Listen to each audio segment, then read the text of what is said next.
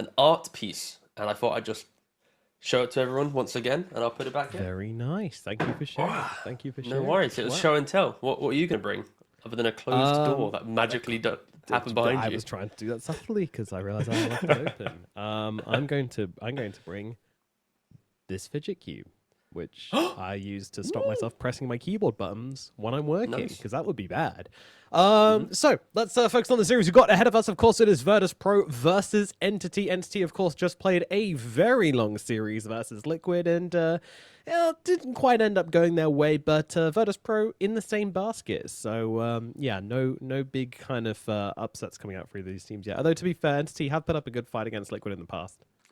Yeah, I feel like for Entity at least, they are the squad that kind of unimpressed us in DPC, not making it to the major last two times. They then do Yeah. a roster swap with Gabby, and then Gabby's the carry player from Fnatic who bombed out in Tour 1 of the DPC. The org just left Dota. Gabby also just kind of went to the sidelines, and now he's re-emerged as an offlaner. So I think for Entity, getting a draw against Liquid, second place major for team for how many majors now? That's actually a pretty good start for them. That's like the confidence boost, and Yeah, yeah. they have picked Invoker too many times already for Entity. They've done it twice in a row, so uh, Yeah, they've yeah, set their that's scene pretty quick. yeah, yeah. But we're gonna start things off with this draft with the Bat Rider coming out for Entity here. So of course a very flexible hero still.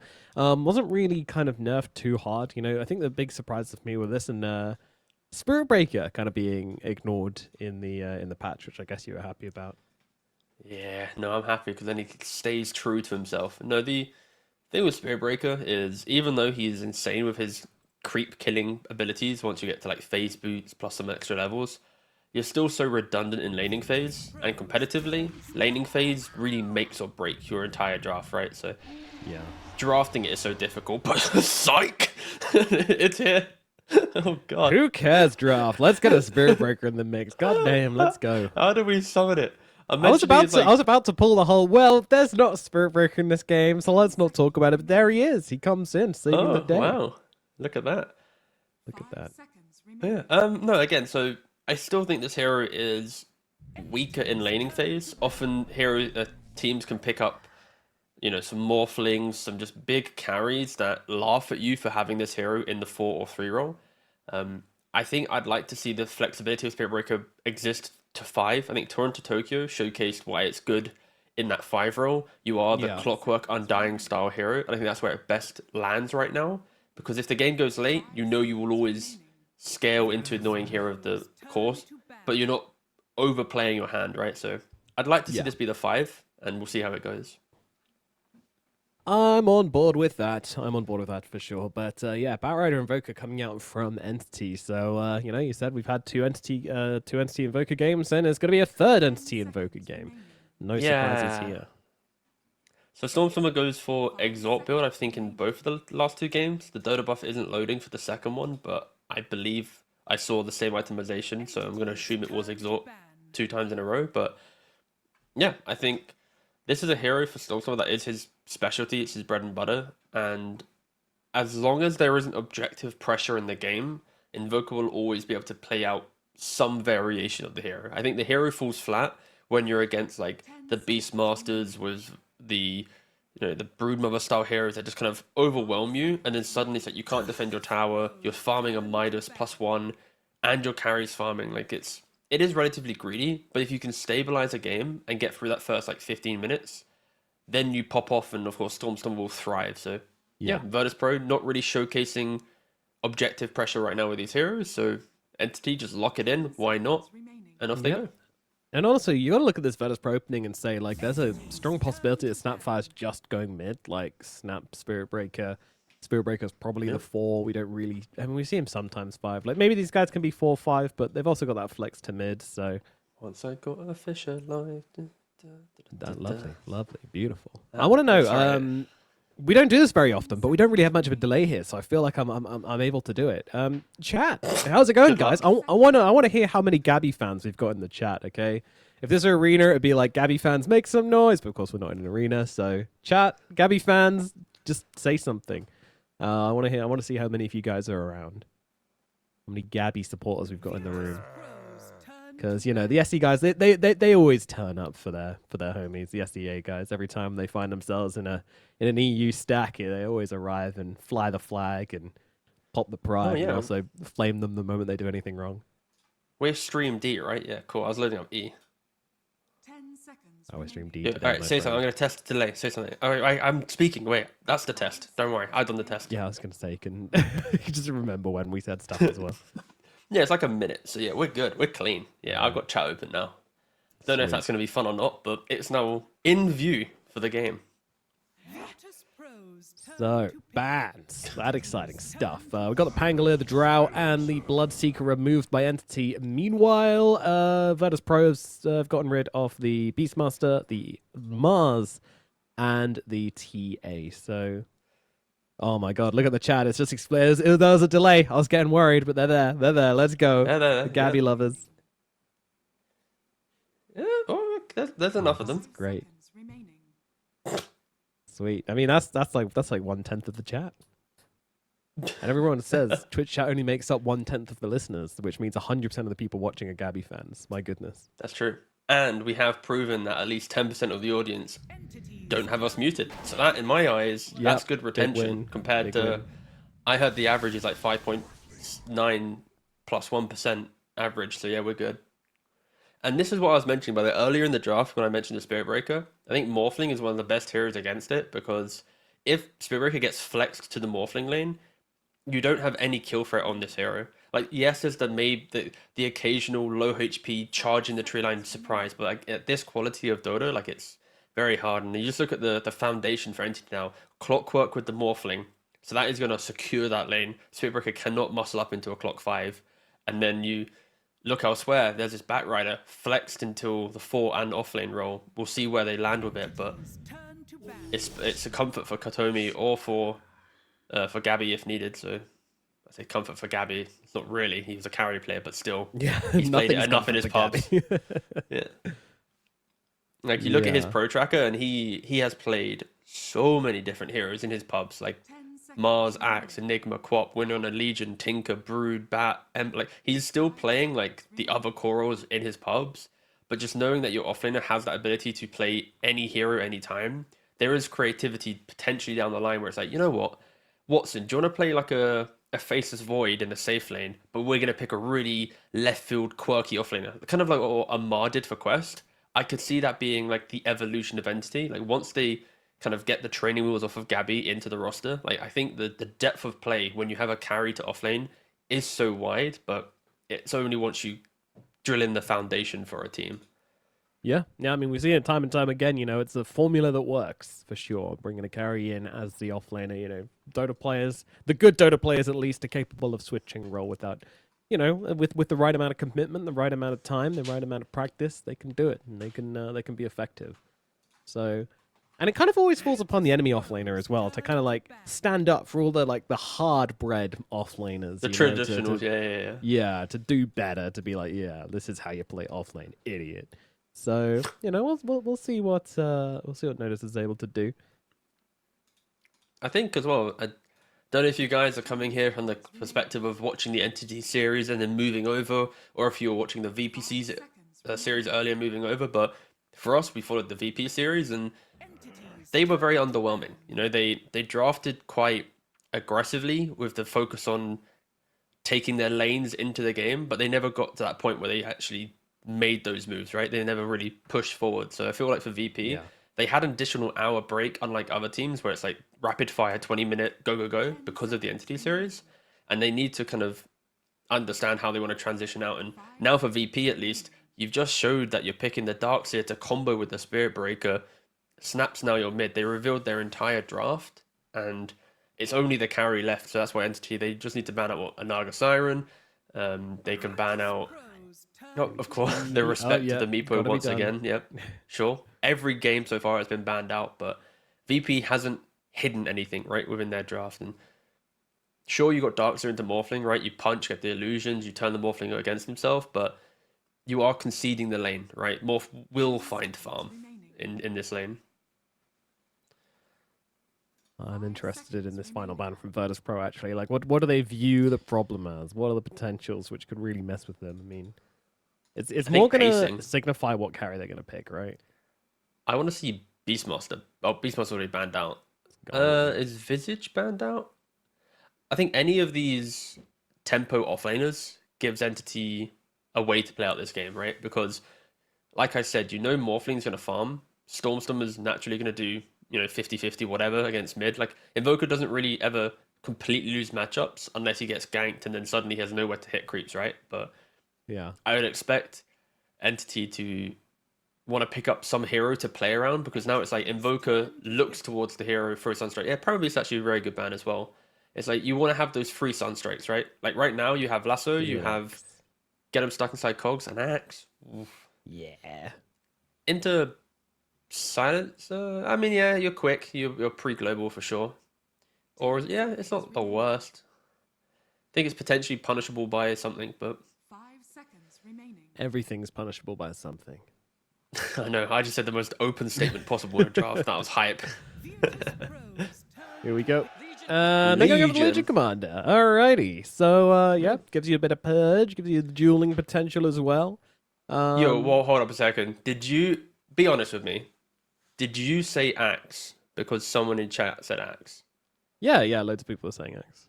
10 Okay, seconds because I saw a couple I'm just Gabby reading chat. Axes, and I just realized that you were just copy pasting from. I think that guy was after. Someone said it earlier on towards the start of the cast, and I was like, all right, I know Okay. nothing about what Gabby plays other than with pub profiles, so just going to assume these guys know better than I do.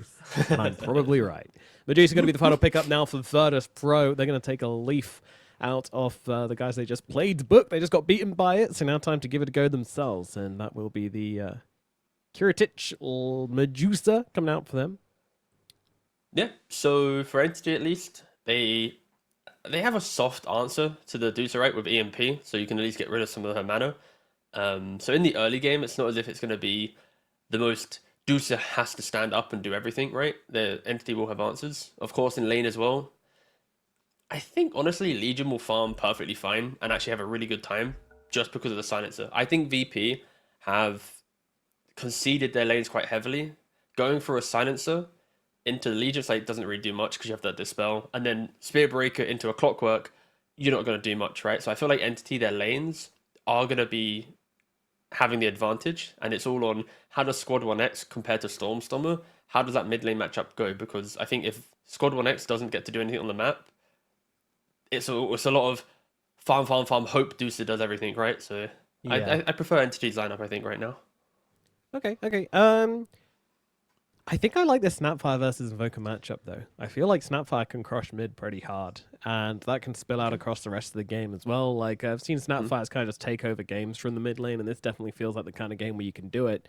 And is a duel going to stop him? Is a Cog saying maybe Cog, Sunstrike duel? There's some nice combos on the side of Entity. They definitely have ways to play their way back into it, but I think the Snapfire might be able to make enough space for the Medusa. But then again, Watson Morphling is also really good as well.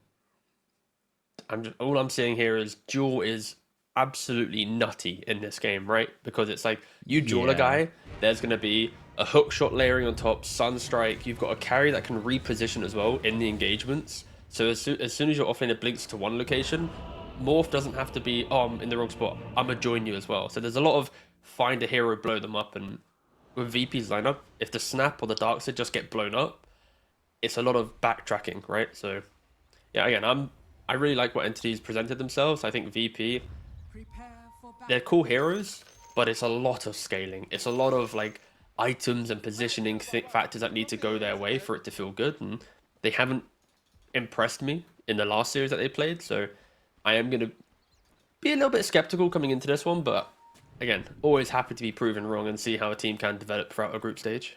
Yeah, absolutely. We'll see what they can pull out the bag here. It's,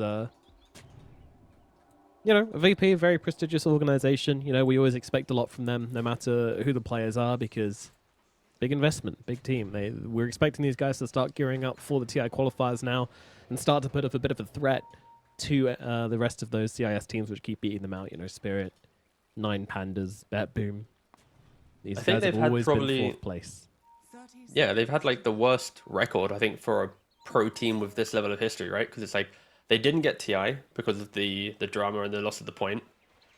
then they've been fourth place this entire year. Like they've just been like the team that's existed but not done anything, right? So something needs to start going for them at some point, right? And Surely. or they just fall off. So yeah, it can happen. We'll see. We'll see.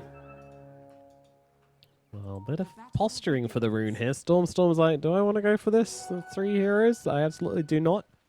Don't know if he was pretending he couldn't see them to try and protect his ward. I think maybe. Oh, look how close those wards are in the middle lane. That sentry is like on the edge. Of course, there's a fight going on. Kiritic's actually in a ton of trouble here. Entity, they're just going to be able to take him down. Wow, okay. Nice. That was so beautiful from Entity. They wrapped around. They baited it. They put the 3 heroes. They baited Storm to then run south. Like it's a very well coordinated gank, and the fact that you give first blood to Gabby, you know, an off-lane Legion. Yeah. And one thing I want to You get mention a as couple of well is braces. that Go on. Storm, ooh, Sunstrike for the Rage Creep gets it. Storm, like, you know, me personally, I would have stayed there because I know my team's wrapping around, and I'm like, hell yeah, I'm gonna get me some kills. You know, you're Invoker, you're mid lane, you want that first blood. He backs away when his team are making the wraparound, right? That's not miscommunication. These guys have been playing together all season. It wasn't miscommunication. He knows that if he stays, they're going to be like, hold on a second, why is this idiot staying here? He's not an idiot at all. He's got a team behind him. And they probably would have backed away. But because he Stormstorm backed away, VP didn't, and they walked straight into the trap. They get the big kill. Smart. Very cookie. cool.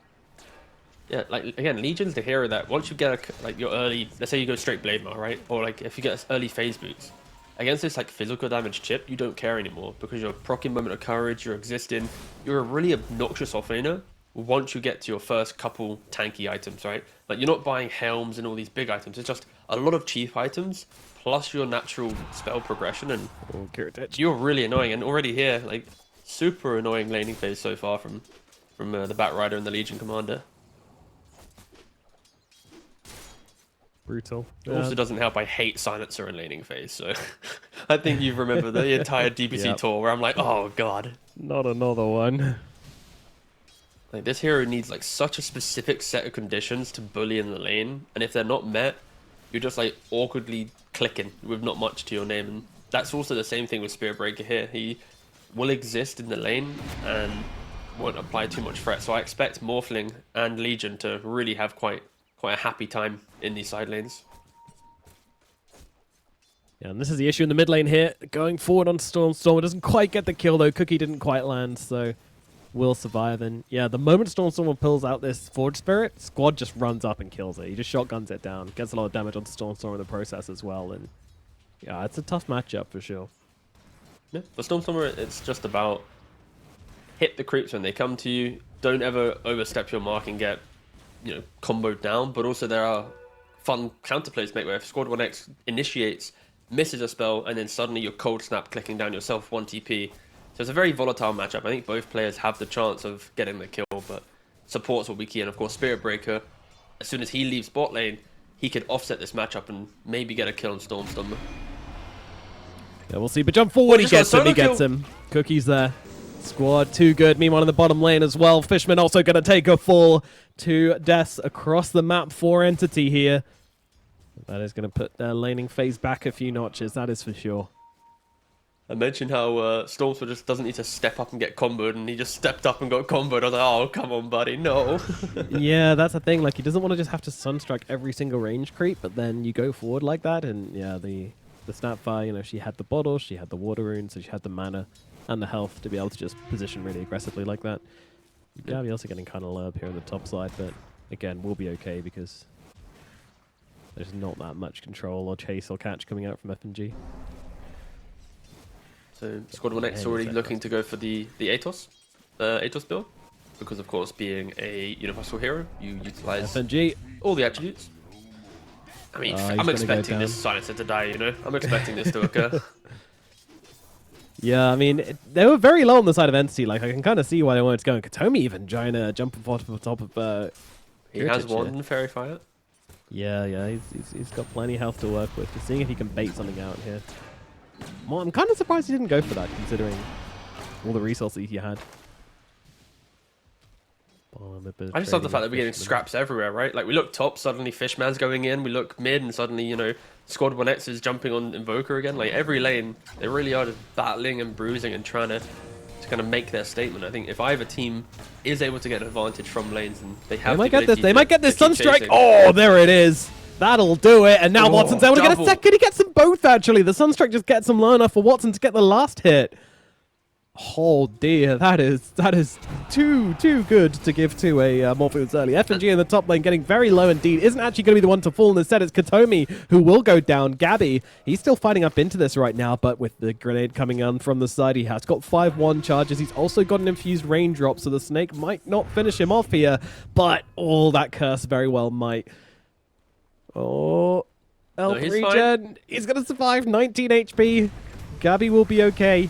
But in the mid lane, Invoker is Spirit not. Breaker, yeah. Stormstormer falls, charge into the kisses. It's an easy combo for squad. Yeah, and this is kind of what VP needs to do, right? Like, if you allow Invoker to stabilize his mid lane, now suddenly Clockwork or Bat, they're setting up these free Sunstrikes, either through move slows in the top lane or containing you in the cogs in the bot lane. And that is why Entity love to pick up this hero so early on, because they know they're going to make things happen. And here's another dead. Sunstrike, and they get the kill. Gappy gets it. All right, this is this is such an insane game so The far. Sunstrike so much didn't even fighting. hit, by the way, just so you're aware. That was a just pure right clicks. The Sunstrike connected after death. I just double checked. And Yeah, Gabby got the kill. so making moves. Yeah. They are. And Fishman finding a little freebie onto Sayu as well. That feels really good to be able to pick up. Just with the help of Forge Spirit. Well, as expected, though, when you look at the CS, we kind of thought Snapfire should do well mid, get a kill or two, and then it's the cores that for VP that should be down, and they are, right? 24 CS to Dusa, 18 to the Darkseer. You compare that, more things at 39 CS, 26 denies, like fully uncontested. And yeah, this is the... I will say this until I die. Picking Spirit Breaker, you need to think of Morphling. Like, this is the probably the worst matchup you want in your laning phase. Oh, Sunstrike off the mark. Oh. Wait for the question as Fishman once again getting beaten up by Noticed and Sayu here. The bash. Yeah, he is. Oh, is he gonna die? Surge, get around the creeps. Yep. Okay, he's gone. Tried to do a bit of wiggling into the enemy side of the map to get that wisdom rune, but unfortunately gets caught out in the process, as it happens so often. 1 for 1 on the wisdom runes as well, so XP is going to be evenly spread across the board. Now back to farming. Stormstormer is going to be rushing the Midas, as you expect from the Exotic Invoker. Only about 500 gold away. But again, he hasn't lost his tower or anything. There isn't that real capability within VP's lineup, so the inevitability of Midas is minutes away. Minutes away. Yeah, I mean, that said, squad has got illusion rune, so he's able to put on quite a lot of pressure with this. So we'll be able to, at the very least, half health the tower. We'll see what else it's able to do. So is he looking for a charge on into the mid lane? He certainly is. Yep, and they're going to try and make the exact same play again, but Stormstormer's ready this time. Throws on the Cold Snap and the Ice Waller. Now, Fishman coming in from the side, looking for a bit of revenge. Katomi's here as well. They want to fry the big fish, but Squad gets the cookie away, and now to get him to safety. Now they can turn around, fire a bunch of damage into the Bat Rider, and with that Arcane Curse, they'll throw in the kisses just to make sure that he definitely does go down. And I'll take down the Forge Spirit as well. Why not? That was a spite for sure. I was like, I hate your Forge Spirit. No, nice quick fingers there from Stormstormer. Invoker, once you get some spells online, right? Of course, Cold Snap, Ice Wall, Tornado, all of these are so disruptive. And another Great cog setup. timing in the bottom side. That was, just holding the cogs until Surge was used and then just being like, nope. I mean, how long has Fishman and Stormstorm been playing on the same team, right? Like, what, several years? Couple years? These are two of their heroes' specialties. And you know the communication is drilled in. It doesn't matter what patch or what instance of Dodo you're in. You know that Fishman is going, I got a Cogs Sunstrike. Or even Invokers or Storms was telling Fishman, like, go, I'm behind you globally. Just the coordination between these two is always fun to see in the early laning phase. Was Fishman in Hellbears? No. So it would have been after that point then. Yeah, so it's like 2 years, right? Gabby, Hellbears was 2020. there's a four-man no. rotation onto Gabby. Oh my goodness. They saw the fans in the chat. They want to crush their hopes and dreams, but he's putting up a good... He's going for the duel! What the hell? Oh, I mean, a fair play. You know, I respect it. If the Sunstrike was coordinated with the duel, that's it. You've got 2 days of synergy with Gabby Stormstormer, years with Fishman and Yeah, this is Stormstormer. 2 days That's versus it. multiple years. Fishman, he's got the battery salt, so cancels out the charge. Sayu's having such a miserable time on the Spirit Breaker, I swear. Sunstrike's coming through, might actually get the 2. Oh, they shared it between so many heroes, though, but they'll take down the 1. Flame Break gets one of them. Sayu will not be dropping here, though, so it'll just be the 1 kill. I mean, you miss 100% of the duels you don't go for, right? That's what they say. I mean, it's on a silent side. Like, who cares? You think FNG is going to be slapping you with that 10 damage in the future, going, oh, I feel great. Like, why not? Fair point. Maybe that's the logic of, right, a carry player to offlane, they go for that play. An offlaner, you know, traditionalist, they'd be like, oh, guys, I tanked 4 heroes. Don't worry. It's for the team, you know? Yeah. That could be the scenario. Baiting out the surge, which I really like. Still doesn't really get away from this, though. That's kind of rough. He should be dead now. There we go. Easy peasy.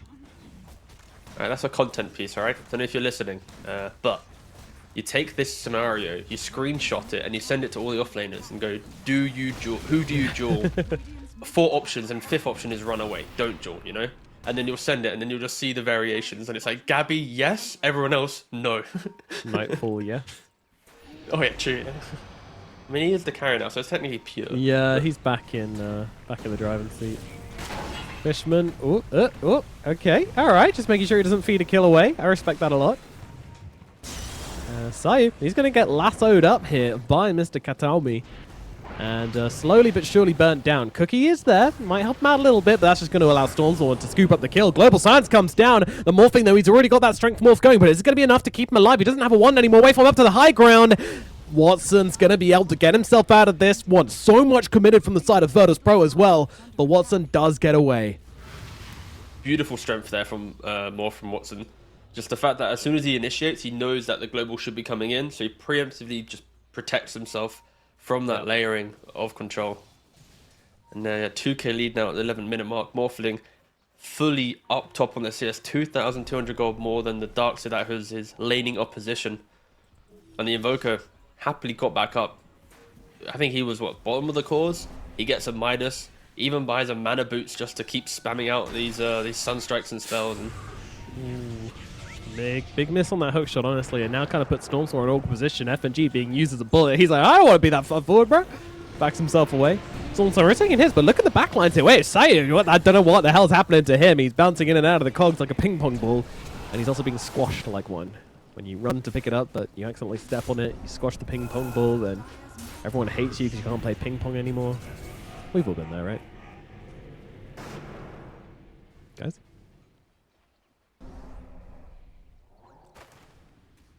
he just can't play Dota, can he? Look at him. No, it's a it's tough. deflated ping pong ball.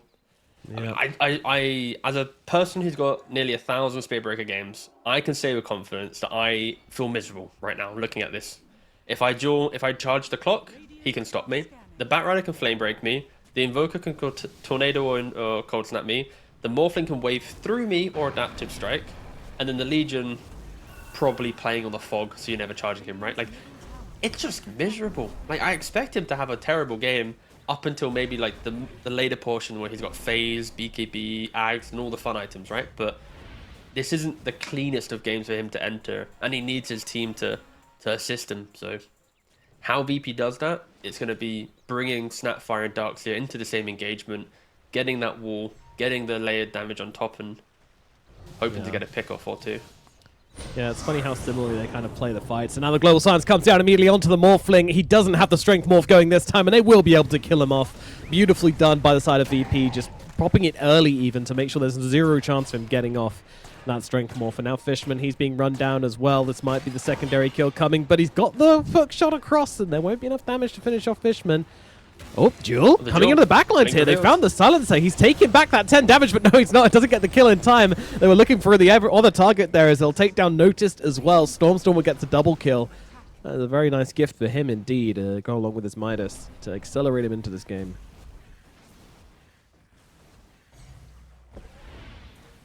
Who needs dual damage anyway, am I right?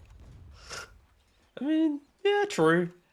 Gabby, he's given 10 away. He dueled again, didn't get it. Like, he's got one eye. To be fair though, for Legion in the early game, you want to farm as much cheap dual damage as possible. So then when you enter the important part, you're not thinking of the damage. You're thinking of like the lockdown, the control, I've isolated a hero, right? And You can see his logic going for the silencer time and time again, but he's kind of missing it. The second one, unfortunate. The first one, miscoordinated. He should, in theory, have 20 damage, but what can you do? The game plan is still set for Entity. 4k lead. Morphling's got the Lincolns. Once he gets to Manta, I think VP's initiation and control will be dealt with to some degree, and this is where we get into the unkillable territory, potentially for this Morphling. But right now, this is the window for VP to hopefully, if they are to get back into this game, is to start making some moves. And I say hopefully, I have no bias in this. If anything, I'm not even going to try and backpedal, but I don't. I mean, whoever wins, you know what I'm saying? Well, I'm down for a... Yeah, go on. I'm just enjoying the hasted snapfire with Mortimer's amazing run. That's what I'm looking at, so I don't know what you're talking about. But look at him go. Thanks, mate. Pythian. What's there? Do you have any bias, Nomad? Beautiful. Like, yeah, this whole thing with casters. This whole thing, like with casters, not allowed to have bias, right? But there were other things happening. Yeah, I know. Yeah. I'm so sorry. Nomad's not very. Yeah, he's got like one monitor. He doesn't have the two yet, so he's got to tab out and in to see what's happening. It's Look, what's more important, okay? The strategic elements of warding and control of the map, or Mortimer doing a silly walk. I'm just saying. Got to cater for the audience you've got. I know my Twitch chat, they love a silly walk. And once again, Spirit Breaker comes walking on in, immediately blown up. This time, there'll be no chance of not getting that dual damage. Hookshot isn't going to connect, and a nice little cookie up to the high ground for Squad is going to allow him to get away, but maybe not actually. Lasso is there, but Kiritich coming in from the sidelines here, gets that ultimate off, and all of a sudden these two heroes are in way too deep. It is just 2 support kills, but all the same, VP will take them.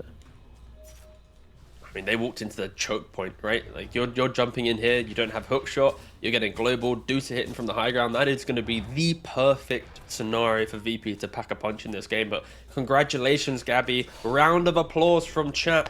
We did get to see his first dual damage success. 10 damage, but technically that's 10 minus the 20, so he's still at minus 10 if you use the logic of lost jewels versus win jewels.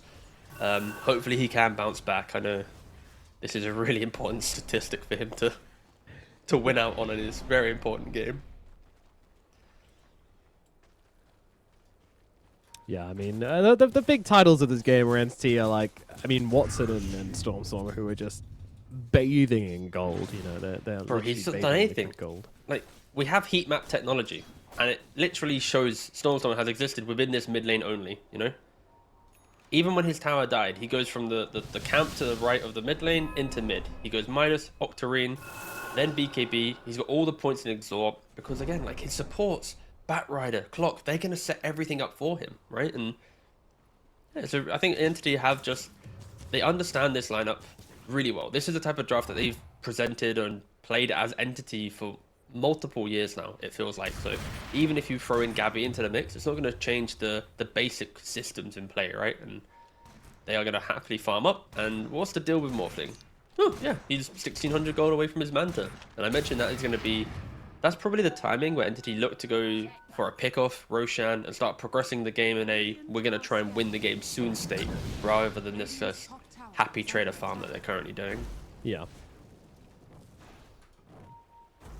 Yep, that's when it kind of becomes aggressive. And yeah, then we look on the other side, and of course we have the Medusa, and yeah, Medusa's farming pretty well. Already has the Manta, going for the Skadi next, but still a little bit behind when it comes to Watson and Stormstormer. They have just had such a good game so far. The good thing for VP at least is the Skadi timing. Entity won't really have insane damage. It's more just a lot of damage over time, right? The spam of the EMP when Invoker gets levels, the fact that your team will die around you during duel, and you have to hope to just over 30 seconds kill a hero, right? It's not that explosive damage yet until Daedalus, and you already see in the quick buy it's Skadi Daedalus. That's going to be VP's comfort time in Fishman. Clockwork. Yeah. He's tanking it for the boys. A little bit, yeah. I like the little vacuum there to drag him back onto the other side of his cogs. That was cute. But, it's very good. Darkseid against Clockwork is kind of fun, because when the Clockwork is trying to disengage, yeah, that back. And so we mentioned how rough his game has been. He understands what he needs to do, right? Look at it. Phase, Ograx, straight BKB. None of these shenanigans of Shadow Blade trying to go for the, ooh, I can get a pick off. No, it's just, right now, he can't charge at all. No, there are so many cheap cancels. He needs to get that BKB and then secures it. But this is it. Entity, Blink Dagger now complete on Batrider, Manta complete on Morphling. If there was ever a time for Entity to do a move as a team, this is it. This is a big power spike for them. Will they use it? Will they continue to farm? Well, I guess we'll find out soon if that smoke indicator pops up on the team. Indeed, indeed. Oh, there it is. Stormer, he's smoke. still looking. Yeah, so I mean, he can always contribute to the team fights with Sunstrike. He's got Boots of Travel as well, so he can get in pretty easily. His presence is relatively global, so they don't need him. Gabby. I mean, he's got the Forge Spirit running with the squad as well, right? So he's going to be... Yeah. They're smoked up, but he has the TP option available. But they're not going to be finding anything. This is quite a... This is more of a smoke for the pick, Roche area, but we're going Roshan, right? Like, if we find a hero, we kill them. If we don't, we just hit Roshan. And yeah, there's no one in the area, so we can just take Roshan. It's easy. VP, they do have wards around here, but it's not the most telling. If anything, the fact that mid lane is pushed in by the tier 2, that's probably screaming to VP that they are doing Roshan. But they need to They're go at the now. top They need to get gate. through this portal right now, and they are just not doing so, They're which not. means Roshan is going to go to Watson. And that is an issue. You've now got a Lincoln Sphere, Manta-style Aegis Morphling. I cannot see him dying in the next fight. Bro, look at his quick buy. He's going Manta Lincoln into Satanic. Homie This doesn't man want to don't die wanna this die at game. all. Yeah. Look, I had one death, that's enough. Ooh, squad narrowly makes that TP out, but there is a fight going on right now as they've actually just been able to take down Gabby straight away. So Entity, they lose their offlaner straight off the bat. VP, they're trying to escape. And once again, Mortimer's doing the funny walk, but once again, Watson is on top of him. Cookie up to the high ground. No escape for squad. Watson takes down one. Now we find FNG. Tornado's going to catch him out. The right clicks are coming through from the Morphlin thick and fast. And that'll be a double kill coming out from the Morph. Poor Gabby. He's like, he's not had a bad What do you game. mean, He's just poor been like, Gabby? His mid and his carrier doing absolutely brilliantly. He's having a great time. He's like, yeah. Yeah, but he's not having the fun though, you know? Like, his team's winning, but it's like he's not the one doing it, you know? It's just, you know, there's a lot of Get people in used to chat it. You who played carry your whole life. You've been top of the pile your whole life. Everyone bending over backwards for you, yeah? Guess what? It's time to play some goddamn Dota. It's time to die, kid. There we go. Welcome. But no, it doesn't really matter, of course. The fact that VP, they have to use so many resources to kill off Gabby that, like you mentioned, right, the speed in which Entity used the Twin Gate, TPs, the counterplay, and, yeah, of course, get another couple kills after the fact. Yeah, if Watson actually goes for this build, this is insane, though. Like, Manta, Lincolns, and Satanic, I think it's, of course, you want multiple dispels, right, against, like, global, potentially. But the fact that you're not really offering a I kill Deucer option, but instead you're just going to exist for so long that everyone else will just passively die around you. It's kind of like a Medusa roleplay, kind of, but without the Skadi, I guess. Just kind of ignoring the Medusa and just kind of going for everyone else and being like, yeah, you can hit me all you want. That's fine. I'm gonna survive through it all. And this is one of the stupidest things about Morphling right now. I know there's a smoke going on at bottom, but he picked up a shield rune and obviously morphed max strength before he picked it up. So he's just got a casual shield on him for like 2.5k. Oh, FNG Gabby, it's time! In we go! They find the big target. They'll get the duel. They'll get the kill. That'll be 38 damage now for Gabby. That's everybody else just trying to leave. But Sayu, not sure he's going to be able to make it out of this one. And yeah, they will be able to find him. Katomi gets that kill credit. Two heroes dead on the bottom side of the map. Instantly TP's top. He realizes that when you get a kill bottom, someone's going to probably push out and try and get the wave. And yeah, already, they're now chasing Squad 1X. Yes, sir. Lasso's out. Throw in the Meteor. You've also got a Deafening Blast to go along with it as well. That one kind of gets janked over there a little bit. And, well, Kiritich is on the sidelines here, just kind of freezing them up. Squad, he's surviving for now. He's got the cookie available, bouncing his way out of this one. Sunstrike going to be way off the mark, but that's it. Wait. Is he stuck? Oh, He's no. stuck. Quickly No, he's eat not the stuck. tree. Oh, it's fine. Oh, How there did you he... go. Did FNG just has tangos for some reason. I don't know if he bought them in base and TP'd in, but either way, he saves Kiritich's life, so... What a meme. Lumberjack FNG to the rescue. Just... Yes. Very much calculated from FNG there to have the tree. I would cutting love to tools know if he available. bought those in Fountain and TP'd in. I think he did, because he was dead from the duel, right? So... Maybe, What a but Chad. if so, fair play. But I love the fact that Entity have this like logic, right? And it's Stormstormer leading the charge. It's get the kill, play the map, don't give them an inch, keep going, use the twin gate to its full effect, and just drag heroes around. And sure, you're not getting the craziest of kills from it, but you're still just annoying VP enough to prevent them. And Gabby doing his masterful bait once again, but this time, is there a counterplay? Well, he might There actually be able is. to make it out of this one. Yes, there is indeed. But the global silence comes down. Watson is full at you right now, but they don't really have the damage to bump out onto him. And yeah, they're just going to have to let him be. Oh, Sayu, once again, charge cancelled out, and down he will go. Oh, there you go. Just in time for the duel. Thank you very much. This all started then 3 going on Jawns. Gabby, by the way, and he walks away Yeah. with not a chunk of duel damage. Stop going on Gabby, I think is the answer here. Watson gets another one. It's a double kill for the Morphling. Gabby's the bait. Nah, I mean, Entity are playing on this quite nicely. I think even though Gabby's been put in positions where he's farming, like, these waves that could potentially get jumped, like, Entity aren't leaving him out to dry, right? It's not like, oh, he's out of position. It's just go. Capitalize on the fact that he is so tanky. There isn't really kill threat on VP. Like, we've already mentioned this. How do you die from a VP gank? Monomachus over time, Vakul over time, Medusa over time. Like, there's nothing explosive, so Gabby can play like this as long as his team is aware of where he's positioned, and they've been aware of exactly where he is the entire game. So yeah, kind of baiting VP into taking cheap fights that they're not really ready to take.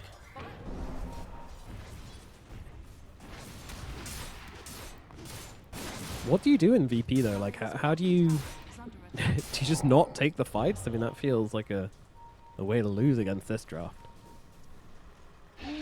It's a really difficult one because you need your Medusa to be ready to fight. So I think you just need to push out the waves and be ready. And you need to itemize for a timing where you can win a decisive fight, right? Like Spitbreaker getting the BKB, Medusa getting her Skadi plus Daedalus type timing. You know, I think some teams need to accept that they've drafted themselves into a position of not making quick plays on the map. And this lineup from VP is kind of that team.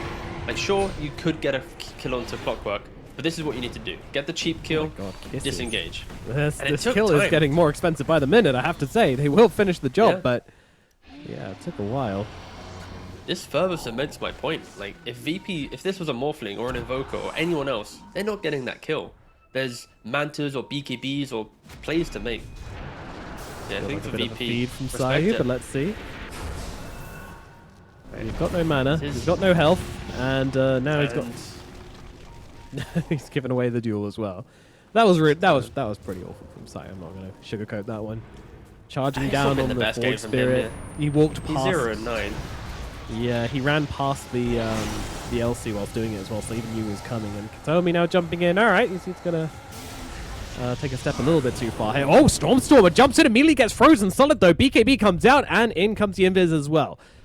He's gonna be able to get himself out of that one. Does force out the BKB charge. Global Silence also being used, however. Squad. Been seen. Stormstormer, he's what he wants it. He's got the Blink Dagger to help out if he wants to, but Squad's pretty damn tanky at this point.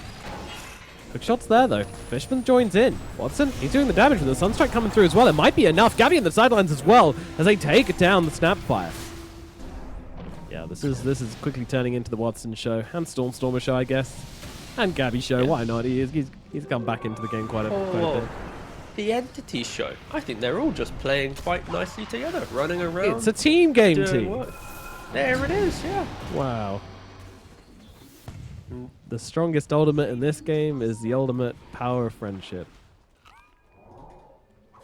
Sayu going to be able to TP out of this one, thank God. That's where he was going to complete that charge down to the bottom lane. That would have been a bit of a disaster, but this time he gets out. Gabby, though, he's on the run. He's got an Invis rune. He's looking for blood. They see him on Has the been War seen, Sentry, though, and yeah. Medusa just revealed it as well. Yeah, Skadi going to slow him down, but not nearly enough to catch up with him.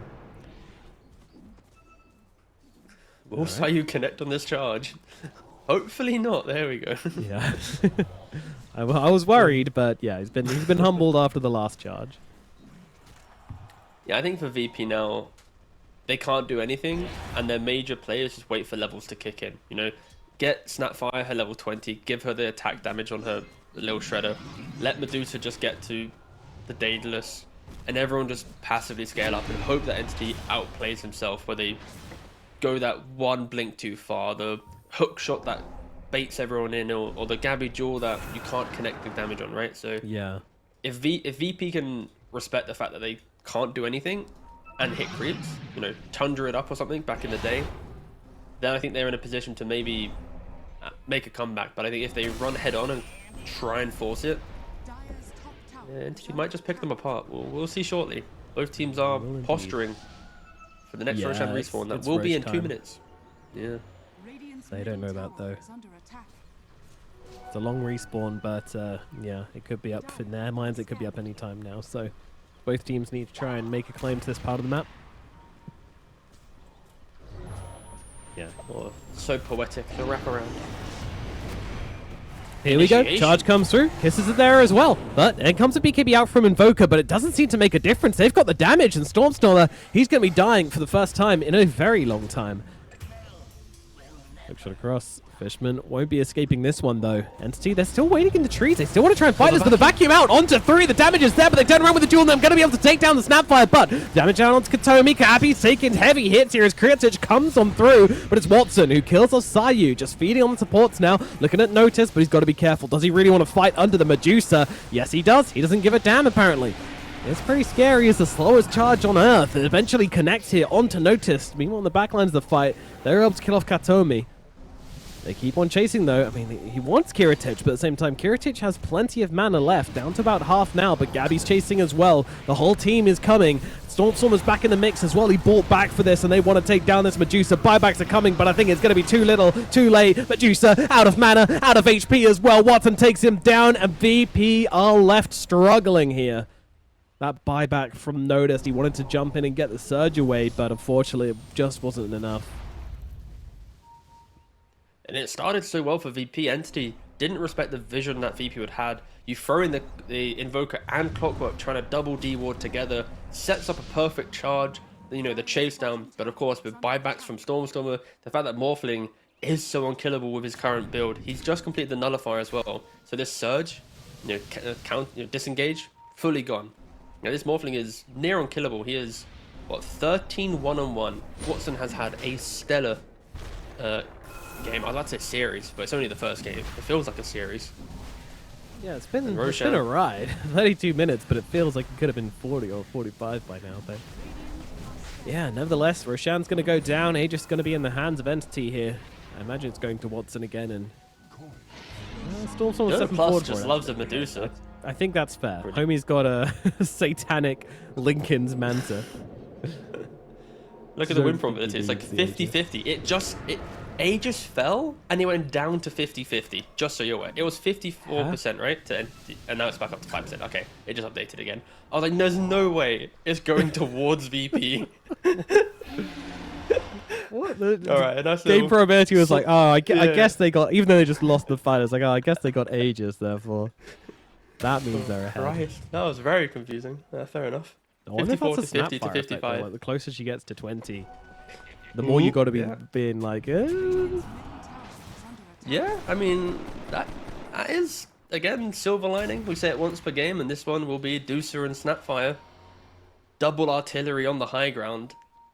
If there's any way to, you know, get the Morphling into a difficult position, and because Stormstormer died to getting the D-Ward, buy back to secure the Roshan fight, he's the one now carrying the Aegis. So in a traditional scenario, your Morphling would take Aegis, you'd put him in a position of pressuring objectives, but because of the scenario that unfolded, you're now putting it onto the Invoker. So small kind of wins for VP if you really want to look at it that way. No such thing. as Still trying to be blindly optimistic here. yeah, no. Thank you. Sayu doing a bit of D-warding. He's in really deep with a gem. This feels like not the place in the map you want to be. Yeah, into the T tree. Oh no, he found him! Stormstormer VAC this man right now. He's got the BKB, but the hook hook shot's shot. there. Fishman, he's on top of him as well. And see, they're not letting him escape. Give us your gem. And Katomi wastes no time in picking it up. My goodness, just from destroying a ward, he manages to find him out there. Insane at detection from Stormstormer. Yeah, I think Entity, once they get into their stride, they are one of the better teams at playing for the pickoffs on the wider map. It can be their undoing, but when they do it well, they do it beautifully. Like even here, you have Invoker instantly TP top. Gabby was hugging the tree line. So if they jumped Invoker, boom, Gabby would reinitiate. They are covering each other quite nicely, moving from pick-off to pick-off, and making sure that they can slowly but surely turn this lead into the win. Again, I am very skeptical on VP's ability to bounce back in this game. It really is down to Entity's overextension and hunger to see how far they dive. And I mean, it can happen. Absolutely, and you can see Squad just trying to get out on the map, get as much XP as he can. That's what matters right now. I think Wisdom Runes are probably a pipe dream. There is actually one up on the side of Entity, but get that XP. That one's maturing. Storm are currently Ghost Walk top, trying to find a pick-off. Ooh, be a little bit too late. A little scary. Oh, he finds him with a forward spirit. The team is behind him though. This is not a solo Snapfire, has to be said. God, that EMP shard is very, very annoying. Watson jumping in as well, doing a ton of damage here. Gabby jumps in, tries to go for the duel. Actually, playing our pocket, redirect him over towards the Spirit Breaker, and he's going to die for that. Creatich immediately just turning into stone with the Stone Gaze Fishman. Also looking like he's going to fall here as well. That's another kill going the way of Virtus.pro. Dude, I never see playing our pocket do anything, but that was sick. Especially because it popped the Lincolns, so Snap gave the Lincolns to Darkseer. Spirit Breaker then tanked it, so it popped the Lincolns of... Okay, that was a combination of meme, but yeah, Gabby died.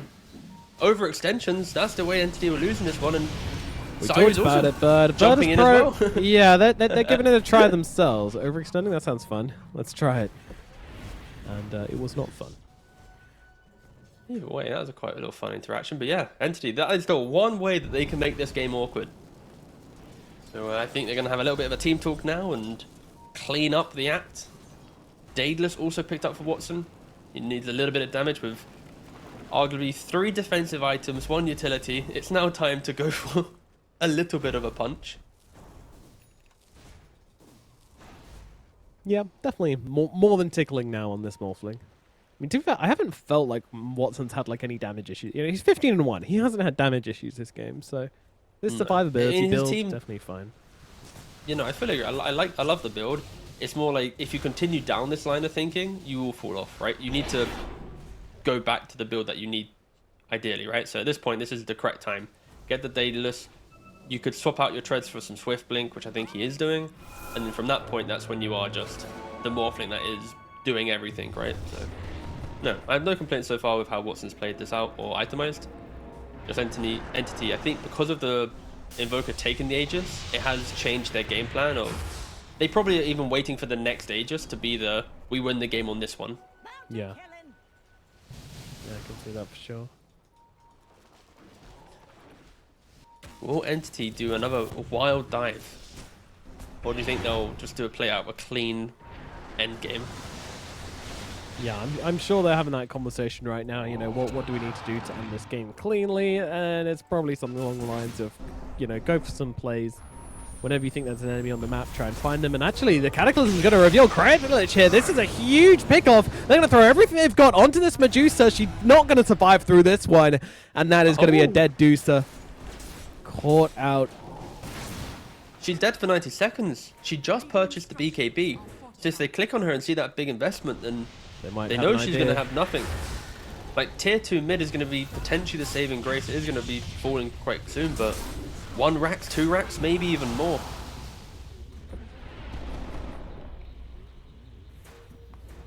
They're just going to go to mid instead. The walls use bottom, so now move to mid, take the tower. Go around the wall. Ignore the wall. Oh, they smoked up. Oh, this is it. The fake back smoke. It's a Dota classic. Will they find anyone? Watson's like, I need to hit some buildings, bros. Sorry.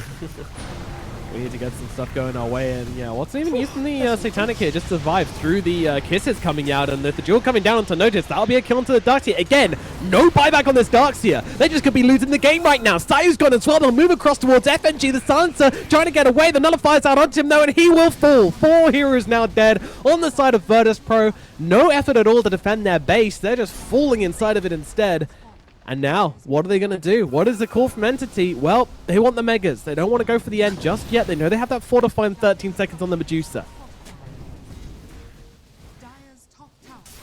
The question is becoming, what can you do now if you are Megad? But will they get there in time? The Medusa is now back. She's just TPing straight in front of them. Oh my goodness, this is so aggressive from Krilich. And immediately going to get lassoed up, but the BKB is there. Global Silence coming out as well. They won't be able to kill off the Medusa inside of that lasso. But in comes a duel out onto Squad. That's a huge target, and they will take him down. No more Snapfire, but he does have the buyback. Stun out onto Watson, just trying to threaten here onto the Morphling. At least try and make him more strength a little bit and give your team a bit of space. They need to get rid of a bit of that damage. FNG steps dangerously close to the Morphling here, and yep, is going to pay the price for it as he takes down the Brax as well. Down to about half mana on the Medusa. You have to pay attention to that if you are VP, but they're buying back. They're looking to chase them out. But meanwhile, on the bottom side, guess who's here? It is Gabby and Stormstormer going for the backstab and getting the Mega Creeps. Huge play from Entity. Just picking them apart piece by piece. It all starts with a Medusa pickoff into then constant pressure. VP scrambling to do something, and in doing so, they've lost everything. Watson getting baited by the illusion a little bit here, but I don't think they're going to be able to punish him for it. Hookshot flying on through, but actually getting his teammate on the side. Wall being used. Oh, that's kind of weird. He's got a replication of his own teammate. VP now. This is the third game that we've seen from them today, and same theme. Unable to really get anything going their way. Snapfire. This isn't a place you can be. You don't buyback. You just died, and he's dead again. Oh, Squad, that is not okay. That's not a reasonable way to die. Krilich is going to go down as well. Oh my goodness. Watson just ends it himself, takes it into his hand, snaps his fingers, and the game is over. 21-1 on Watson. Absolutely ridiculous. 22-1 on Watson. Absolutely ridiculous performance from the small thing. Yeah, what an incredible game. I think everyone in Entity just really stepped up and understood what the draft needed to do, right? Watson, he has the scoreline, which is 22-1. Like, that looks incredible. But I think just the way that Katomi and Fishman moved around the map to set up certain pickoffs for Stormstorm early on. Gabby kind of was the sacrificial lamb where he knew he would farm the points where they'd get initiated on, but then you capitalize on it. Like, just the entire team knew how to play this draft, and it felt very refreshing to see, because for someone who covered Western Europe and the fall from grace Entity have had, like, these are the games that pushed them up into top 4 in Europe, and then they stopped doing this style of play and they just become like the team that existed in the region. But this is the form that we used to see them play at, and it is fun to see the speed that they can break a map. And Watson, he is the carry that if you give him an inch, he'll take a mile, and yeah, he's going to put on these games if his team sets it up, and my golly gosh, they did. Yep, he certainly put on a performance for this game. Wow, absolutely beating them down. And yeah, there was always that question in the back of my mind, you know, Virtus.pro, how much can you do on the high ground? And for a minute, it looked like they'd be able to hold their own, you know, for a minute. It looked like, I mean, the win probability certainly thought so, but it wasn't enough. It wasn't nearly enough. I think they were pretty sloppy, actually, on their high ground defense in the end. They started coming out the base a bit more than they were really allowed to. They lost the gem. You know, these are things which a team like Entity are going to punish you for, and it is going to make that noose very tight around your neck very quickly indeed. So, yeah, that's going to close things out for game number 1. I mean, what do we do now for Virtus.pro for game number 2? You know, this is the third game in a row they've just lost. How do you switch it up from here? I think their drafts have been some of the more kind of one-dimensional. Like, I think all the other teams, you see that kind of air of confidence in what they're trying to bring to a draft. But VP, it's like you pick a Spirit Breaker, and then you pick Dark. Like, I don't know, everything just felt clunky. Everything feels regimented. Like, they try an IO strat, but their carries never played IO competitively. He's also not pubbed it. And then they go and play this strategy where they're picking Spirit Breaker and Darkseer, allowing this Morphling to pop off. Like, it's a lot of question marks, right? So I think they need to reset their ideas, and that's the difficulty. With this format, if you have bad ideas coming into the day, you have to play 4 series so quickly that you'll only be after 4 series, you realize it was bad, right? And maybe this format's going to be the undoing of VP, because they don't have time to actually realize what's wrong and what's good in their kind of playbook, because right now their playbook looks a tier below the teams they're competing against right now. Yeah, certainly does. Virtus.pro are going to have to do some convincing now to convince us that they're a threat in this tournament, because bad start for them, but of course plenty more games to come, and of course game number 2 of this series to come. So we're going to throw it over to a break, then we're going to jump straight back into it with Entity versus Virtus.pro, game number 2 just around the corner. Here at the Game is 8 Riyadh Masters. We'll see you soon. All new Honor Magic 5 Pro. Freeze even fleeting emotions in just milliseconds. take marvelous night shots with lightning-fast exposure. The display reveals more details in bright areas with an astonishingly long battery life that just keeps going. The latest flagship chipset brings you exceptional performance. Unleash the power of magic. Honor Magic 5 Pro.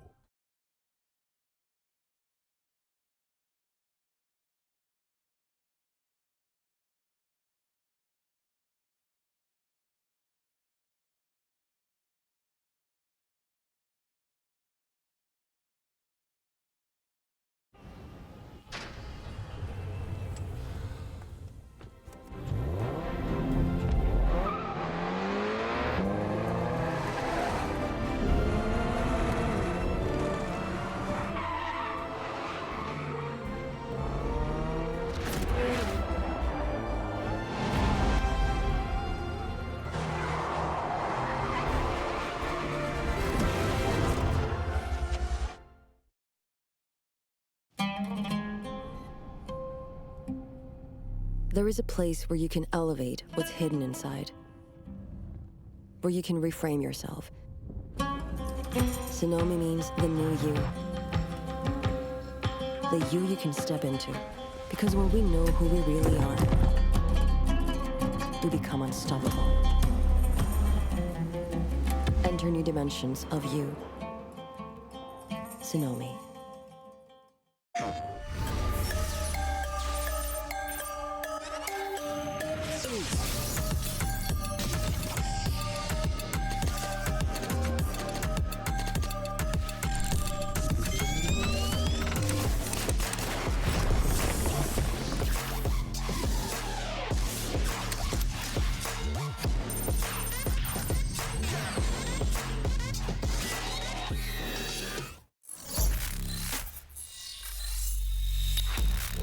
Open your eyes. When you look into my eyes, tell me what do you see? Tonight, I'm gonna show you the wonders of the mall.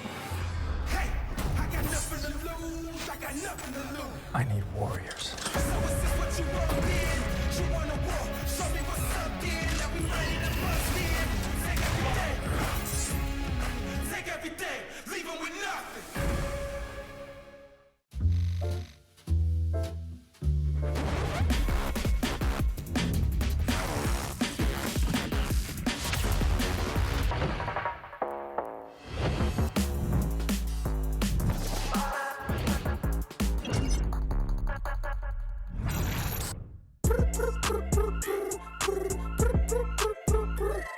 حتاكل انت تشبع وانت مستمتع وتلاقي الوجبه جايه على الاصول. واو يجيك العيش هش طالع من الاوفن والدجاج يقرمش just the way I love it.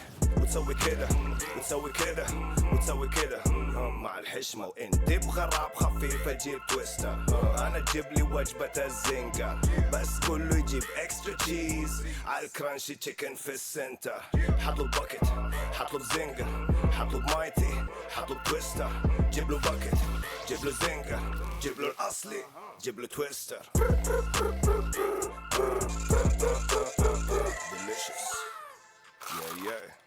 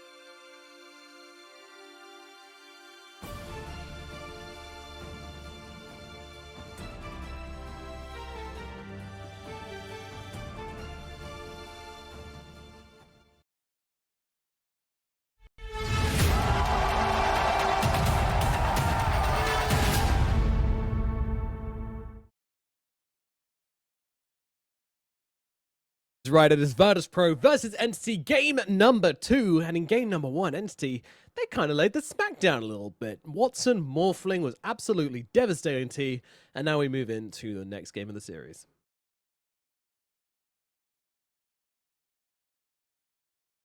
They need to bounce back at some point, and I actually decided to mute myself because I said so many things that were upsetting me about VP that I thought I'd mute myself just to be safe, because it has been just underwhelming. But it's good. They're gonna bounce back at some point. Every Dota team has that moment, and is it game 2 against Entity?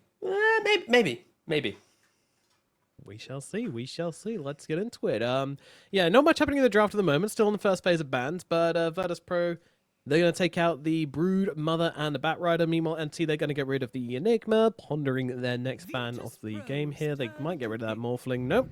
They're going to let it on through and ban out the Undying. But of course, I believe it was it a second phase Morphling last time? Yeah, it was. It was after they saw a couple heroes, and it's like bam, they locked it in. Excuse me, sorry.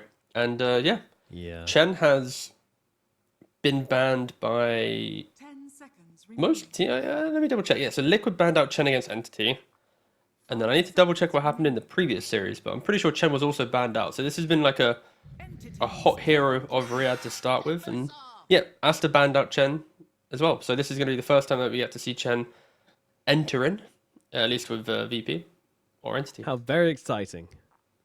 Truly riveting, yes. Already, a big counter response to the Chen is the Timbersaw. Naturally, against Chen, any of these big offlaners do well. Tidehunters, Timbersaws, Underlords, because they just protect the tower or the area that Chen wants to control. So you never really get that sweeping motion where Chen goes from tower to tower. And on top of that, throw in the Lich as well with that Frost Shield, and double downing on kind of defensively orientated lineup, which is very good against Chen. Yep. Just making sure that he can't really just sneak in the sidelines, get any free kills and supports or anything like that. And lots of AoE slows and damages to mess with his creeps. It's very, very annoying. Didn't they change it so that Lich now does damage to creeps with Sinister Gaze? Yeah, you can suck a creep up and drain its life away. It is, I don't know the exact number off the top of my head, but it is, one gaze can actually do a quite healthy amount. Now it's 250 per second, and it lasts double duration on creeps. So it's 4 seconds, 250, yeah. High damage. Yeah. Like 1,000, yeah. Eating them Chen creeps. 5 seconds remaining. I knew Lich would eventually get the ability to eat creeps back again. I miss that so much. Like, that was the good old days, you pick Lich. It was stupid. But then again, like, if Enigma can do it, why can't Lich? But then again, you have Enigma and Lich, and then suddenly you are really profiting from the laning phase back in the day. So, yeah, I could see why it had to get removed. Yeah, I have to do something about that one. Remember the days when we had duo lanes mid as well? That was good times. That was Remember when laning was important? Remaining. Yeah.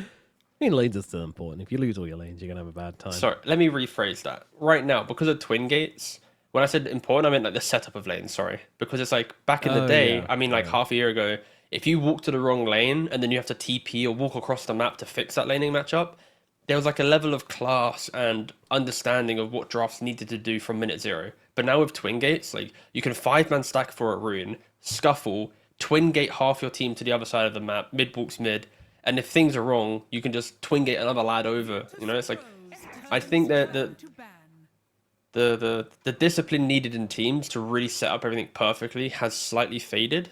We are seeing a lot more aggression, so it's fun as like a viewer perspective, but we aren't seeing the punishments really as because remember the days, like, you'd see gaming gladiators versus Liquid, and then it'd be like you have Ace running up and down with Zai chasing him. It's like, what matchup do you want? And then suddenly you've got supports battling. Like, it was so fun. But yeah, Twin Gates did remove that aspect, but it's all right. It happens. We get patches. We need to adapt. Improvise, adapt, overcome. So yeah, the TA coming out from Virtus.pro, bit of an interesting pickup here.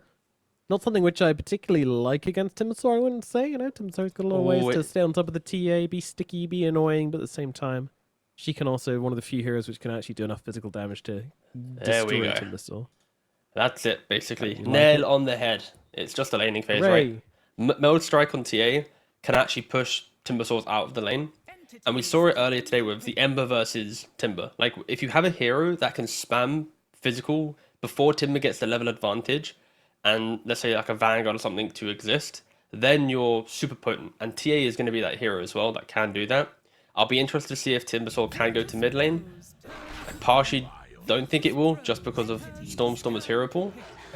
Yeah. But yeah, VP, they are fully... I mean, I feel like right now, like, Naga Siren is the hero that Entity might look towards. The only downside to that is, because Beastmaster can go, let's say, Ags Crimson, he can be the illusion carry counter to cover the TA, who normally would get countered by this. So VP, they actually have quite a lot of layers to their lineup, and if there ever was a draft, which looks like their best draft, Game 4, after their 2 best of 2s, this is it. This is their best draft so far. All After right. 3 losses, this is the best draft I've seen from them so far. Let's see it. I mean, yeah, I like it so far. I think it's very good. I think maybe lacking a little bit on the kind of frontline supports, which I think are always nice to have, but I'll relent. They get one more brawly hero, then it's a pretty good draft. Virtus.pro's What are they going to go for here? Straining, not They just go picking for the Boca here, Naga. and they do go for the Naga. Yeah, I mentioned it. It's a very, very good matchup into Sky, TA, Chen. Extremely good. You buy Manta to deal with the Sky. You have illusions to body for you, and you protect your kind of map macro style that Chen hates to play against. And TA, of course, high armor hero for Naga. So when you blink in, you're probably not going to CC her down and kill her off. So she'll always be able to mirror image, song, just do all the annoying things that TA hates in a fight, just repositioning. So yeah, for Entity, they don't respect the Beastmaster going Aghanims and being the answer, and they just think, we'll shut him down in other forms, therefore we can still pick this one-to-one matchup. And I think Stormstormer just needs some really explosive hero. Like, I love the Pango ban. They just need that nuisance hero from the mid lane now from Stormstormer to complete Yeah, a Entity bit of lineup. oomph to come out. Yeah. Yeah, some oomph. We should have the oomph factor on all heroes, and then it can get played. So when they pick, it's like oomph, you know, something like Yeah, look, it's like Lich, then it's like, oh, that. Yeah, exactly. It's more like a whimper. moan. 10 Yeah. seconds remaining. All right, final ban now from Entity. What do you not want to play against, my friends? 5 seconds. They will get rid of that the Naga counter in the Leshrac. On top of that, any more AoE magic damage heroes? There's really not many in the game. That's the issue. I mean, I could still This see is just straight up garbage right now, so they get rid of the Monkey King instead. I could still see a scenario where Stormstormer plays the Timber mid. Because they have last pick, they just pick up some super big bully. But now because VP picked the Ember, we saw Ember into Timber earlier. So that Timber flex doesn't feel as good. So like Timber needs to be the sacrificial lamb. And if Entity, if they have some, like if this was any other team, like I'd be talking about like Huskar, like any of these big, if you shut down the Ember, the rest of the game can play itself out to some degree, right? But Stormstormer doesn't really have that counter hero pool. Just pick the Invoker, lol. I mean, it's got to be running through their heads, right? Make it 4 out of 4. Venomancer. All they're right, doing the- so we'll be the Timber mid. Oh, okay, all right. They don't care about happy no that... matchups. There it is. Yeah, fair enough. Oh god. Yeah, it's quite going to be fun. the Gabby Venomancer. Interesting. Now, I mean, this if is a there's hero any that of can your die a players lot, you know? That's Yeah, he can. I mean, especially into Chen, where you throw in a creep to go in front of you, but it's also the hero that bullies in lane, right? And if you get a level advantage, it's great. And when you think about SCA offlaners playing Venomancer, they're quite infamous for it. I'm not going to name any names, so of course, regional specialties coming in right now. Overall, I don't mind it. I actually kind of like it for Entity. It's very obnoxious, right? It's like a TA Beastmaster style lineup. They move on being in the right position to then capitalize on the jump, right? The roar, the meld strike blink, or the blink meld strike technically.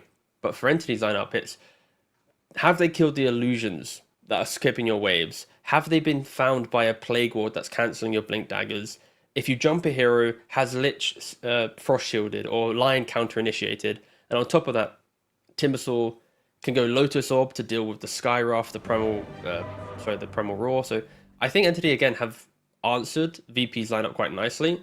But to reiterate, in regards to VP's quality of drafts, this is the first draft I've seen from them today in their 4th game where I look at it and go, this can win a game. All the others had that discomfort to it, but this is a game where if they dictate everything, they could end it very quickly. If they control first Roshan, itemize for Deso, hit buildings, like they can break it entity. We'll see if they can execute on it, but Yeah. both lineups are fun. One's more toxic than the other, but they're fun. Yeah. Both lineups definitely function. And yeah, I mean, again, if you leave Watson alone, let him have a free game, then he's going to run this one over, I'm pretty sure. Like, they don't have the strongest answers, although they do have Ember Spirit, and then you can also build the Ags on Beastmaster, which I would like to see this game. And yeah, he's already got it queued up. What a guy. He's fully subscribed to the idea. Yep. Arcane's Wand Aghanims. Knows exactly what he wants to go for this time around. So, yeah, it's a really annoying one because basically Nagasaran just can't really attack the Beastmaster anymore. He just does way too much healing. See you later, nerds. Kind of crazy. Seconds to battle. Some early tips Bit once of, again. handshaking going on, yeah, between Noticed and Fishman. We'll keep an eye on that one. They be forming between the two of them. Spicy drama. Yeah. Key thing here is so Kiritich is starting in the wave with Meld. So when Timber walks down, pressure from minute 0, and also if you look to the left of the Twin Gate, Entity's already placed an observer ward blocking the camp for Chen to be able to get his first creep. So yeah, Classic. both teams doing the pre-bounty rune setups to try and get the most out of their heroes. But And when I say Timber, I meant has a Venomancer. sentry. Yeah. It's FNG. What's he going to do with it? Does he block the camp or... Wait, the camp's already blocked. All right, guess that's no. creep dewarding. This is more important, Nomad. So, TA, melded.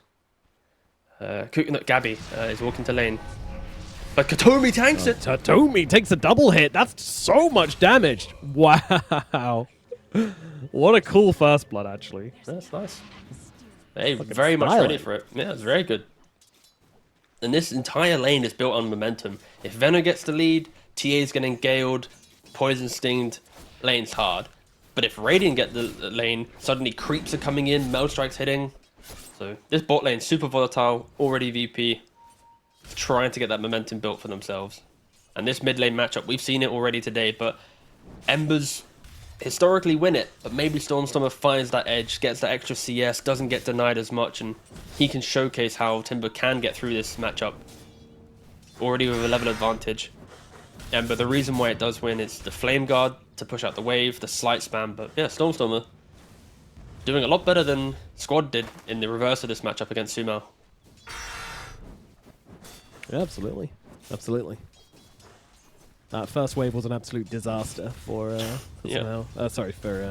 Squad when they were in that matchup. So I realize I'm talking about like an inverted matchup in a series ago when there's like 7 billion series occurring. So yeah, pretty sure no one gets that reference, but it's fine. Gabby though, Ooh, he's gonna get referred back to the base.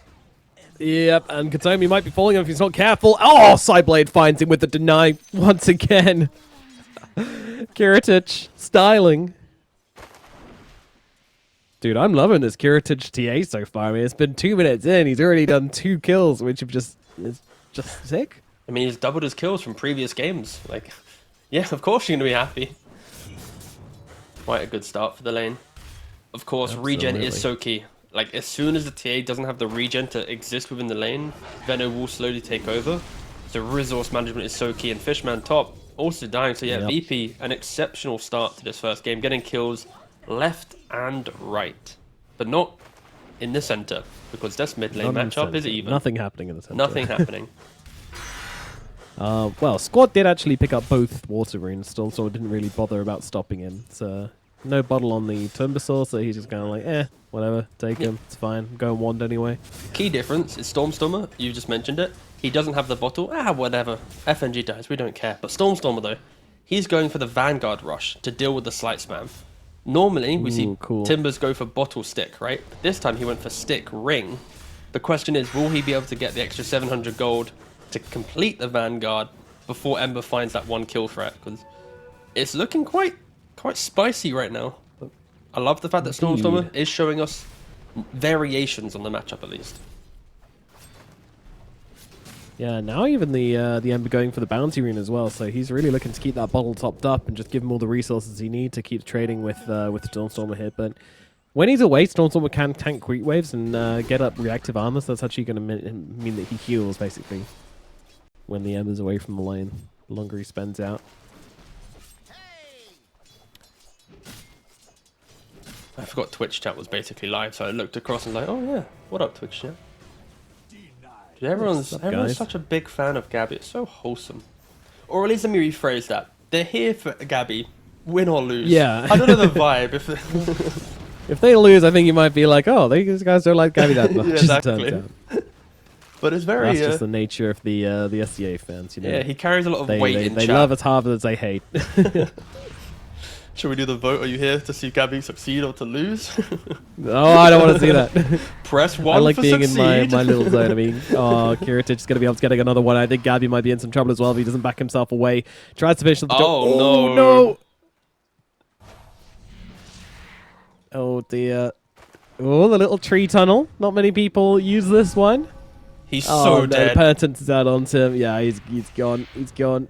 Wait, he's Ooh, not tries dead? to go for the sideblade play. Never mind. Rather- Gabby too good. Gabby too great. What do you Back mean? in. Aye. In comes Venomous Gale. Don't miss it Gotta twice. be careful though.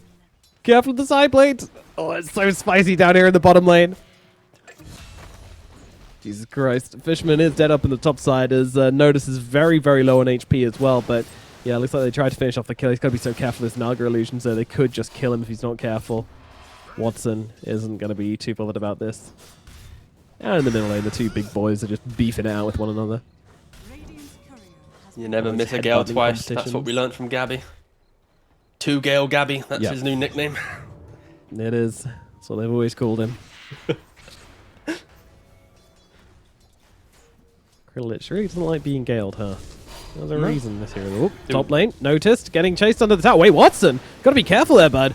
That is a tower which is doing some serious damage, but Nodus can't really take a step too close here. Is Sayu just jumping in, trying to take out the both of them, goes for the one, and, well, Nodus will come in and take out the other. So a great trade up in the top lane as Nodus continues with his kind of decent start up in this top lane. And Down this the bottom bot lane lane. just kills after kills after kills. 9 for 2 for VP. Everyone just getting amongst it. Of course, Ember not so much, but yeah. Yeah, this is exactly what you want to see from VP. It's what made this lineup look quite nice, just because of the prowess of their laning phase. And nothing stopping them. Like, even top, I think the saving grace is... Oh, Stormstormer does go down. Will Squadex be able to That's a live? pretty big squad. He'll be okay. He'll be okay. Katomi, oh, goes for the kill. Will be able to actually finish him off. Never mind. The blood grenade was there, and the right clicks from Katomi will be enough to get the kill. Sayu unable to stop it. Both mid laners to fall. You got to get that Definitely trade. a win for the Ember Spirit. Yeah. Yeah, definitely. Interesting enough, Gabby so far hasn't got a point in his Plague Ward yet. He's now hit level 5. This is now the point where you would expect him to get 1 point to start taking over the lane a little bit. Instead, he goes for another point in Poison Sting. Okay.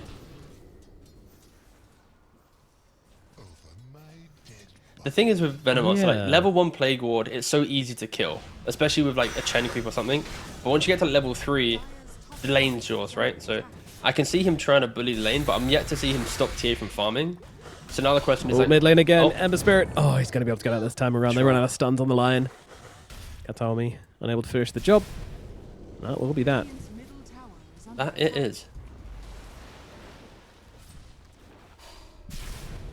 I'm a little bit surprised that Fishman didn't get 1 point instead. There we go. Now he's at level 4. He gets a point in Sinister Gaze. Yeah, I feel like anything. just killing the balls is value. Yeah, pre-4 Sinister Gaze does feel a little bit uncomfortable. Okay. Sayu. One more Getting click. brought down. Oh, the net is there. They'll get on top of you, and Sayu will get taken down. Raw comes out onto Watson. I'm not too sure if this is going to get them the kill, though. Anybody else coming in for this one? FNG is here. Has he got the damage, though? Well, in comes the No juke. mirror image, and yeah, they can't find the real one. It's too awkward, and yeah, Raw wasted. Watson gets away. But still, plenty of pressure being put onto Watson. You know, definitely not looking like the same Morphling game as last time. Yeah. Really good pressure, of course. The issue is Naga will always farm, right? Even if she's pressured, as long as she hits like level 6. Like the same thing with PL, right? As soon as you get to your illusion spamming phase, then the jungle is going to be your best friend. And VP, they identify that. They're trying to take this tower, trying to close out the map a bit, so it isn't as easy for her to hit that recovery farm. Watson does have the mirror image, but I think he's dead. One more Blast axes. comes in from Sayu, and one more will be needed, and they will find it, and down goes. Miss? What the hell? He tipped the line accidentally and told the team that he misclicked. Oh, that's kind of cute, but Katami will end up dying here. Notice being chased down as well. Gabby and Fishman trying to finish the job. And it will be slow, but it will be inevitable. Gabby gets a kill and brings down the enemy offlaner. Well, these are Chen creeps, There's a lot of Fishman. creeps here, This though. isn't the jungle. Wait! There's a rumble in the jungle. That one's not a miss. Oh, there you go. Let's quickly look. Oh, yes, yes. There we go. Radiant's middle tower is Fixed. Fixed. Saved. We just, because of course we wanted to take away the ping checks because these teams are about to get, I don't know what I'm trying to say with that one. Anyway, moving on, who cares? Beautifully done. You really saved the situation there, Tigo. Yeah, I mean, I was just going to flame the observer, but I thought it'd be nice today, so it's fine. Okay, we know what happens when we mess with the observers. That's true. I mean, aren't you doing it, Nomad? Never. I would never. Oh, top. Action in the top lane. Got him. Got him. What a fool. Got him every time. Works every time. It's because you're always so delayed, Nomad. They're used to you just being like a screen behind. Just miss every single kill from now on out of spite. Like a pro. Well, Katomi is going to be end up taking a fall here. Meanwhile, squad. He doesn't get the rune here. The active rune spawning on the top side is a double damage, so whoever gets there first is going to have a pretty good time with it, but you got to survive first. Silence is out onto the Timber Saw. That going to mean it's very hard for him to actually race this Ember Spirit over towards that active rune, so double damage in the bottle for squad, and you know this is kind of the flip side of this matchup, is that the Ember Spirit's always able to get pretty much every single rune. It's very hard for Stormstormer to contest by himself. Go into him. Oh my goodness, that's a lot of damage. Squad jumps forward, so tries to jump in, and there's a finger from the high ground. Tatsukomi arrives just in time, contributes everything he can to the fight. Now looking over towards Sayu as well. Sayu trying to get himself out, but with the chain disabled, coming out from Katomi, they are going to be able to bring him down. Great support play coming out from both the entity supports there. Oh, truly delightful stuff there. I think the fact that Entity, you know your Timbersaw, he can't rotate, so you want to go to the Timbersaw to force the rotations to be thought in the mid lane. Because if you ignore this, suddenly the Chen's going to the side lane, finding the Naga. Like the Skyra, you need to respect the fact that this concussive shot will always find the real Naga Siren. So now you have like just that lock on to get these kills. So for Entity at least, good read to bring the noise to mid lane.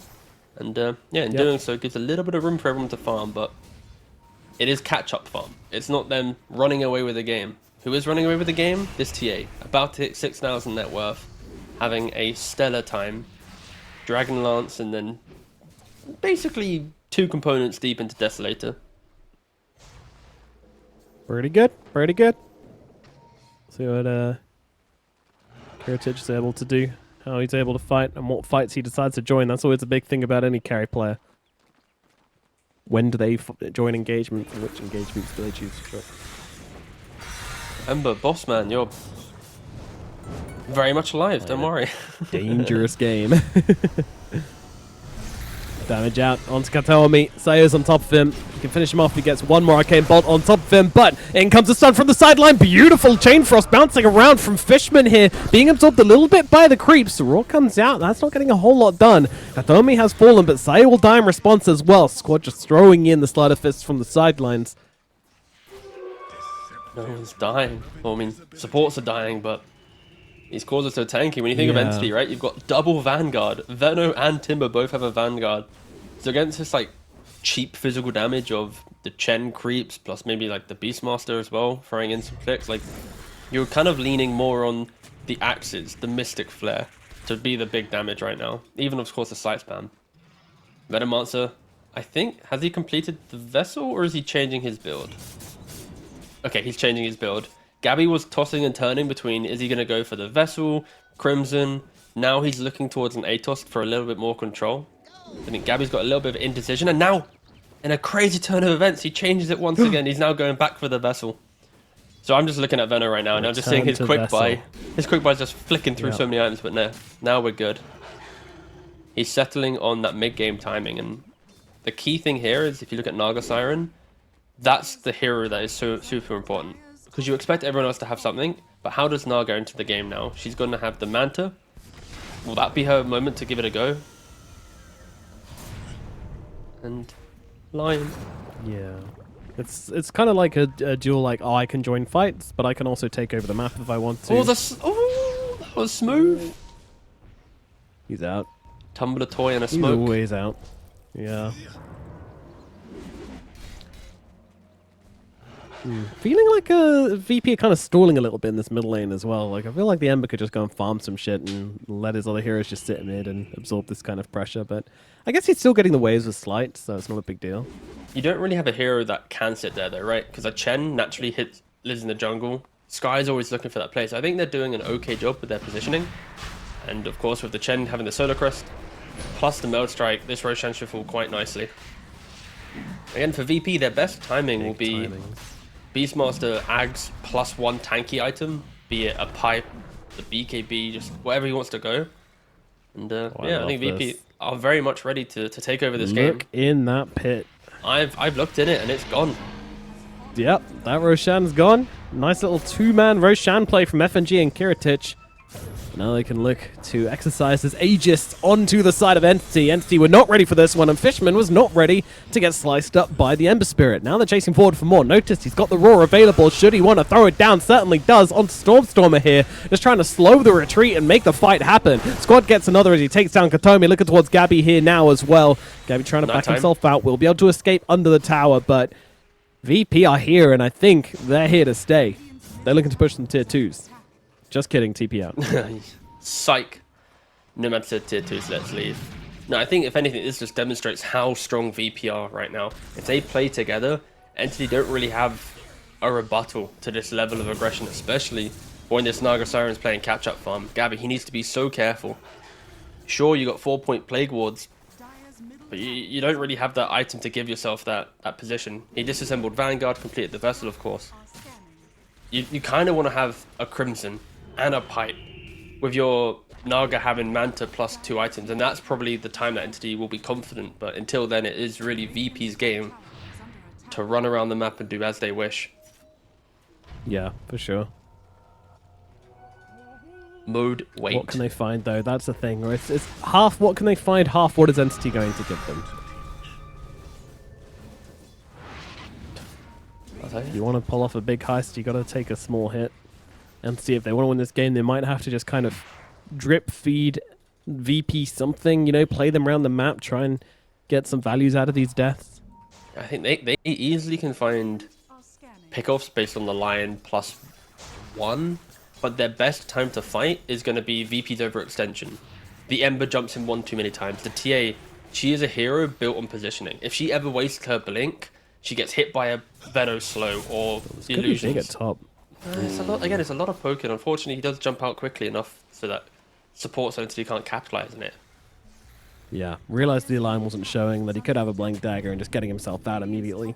Yep. Smart decision. A Blink Hex is a huge threat. You can see VP, they fully understand the fact that they need to do as much as they can with this Aegis, and they're moving from tower to tower. Chen's soloing the bot tier 2, the rest of the lads are hitting mid tier 2.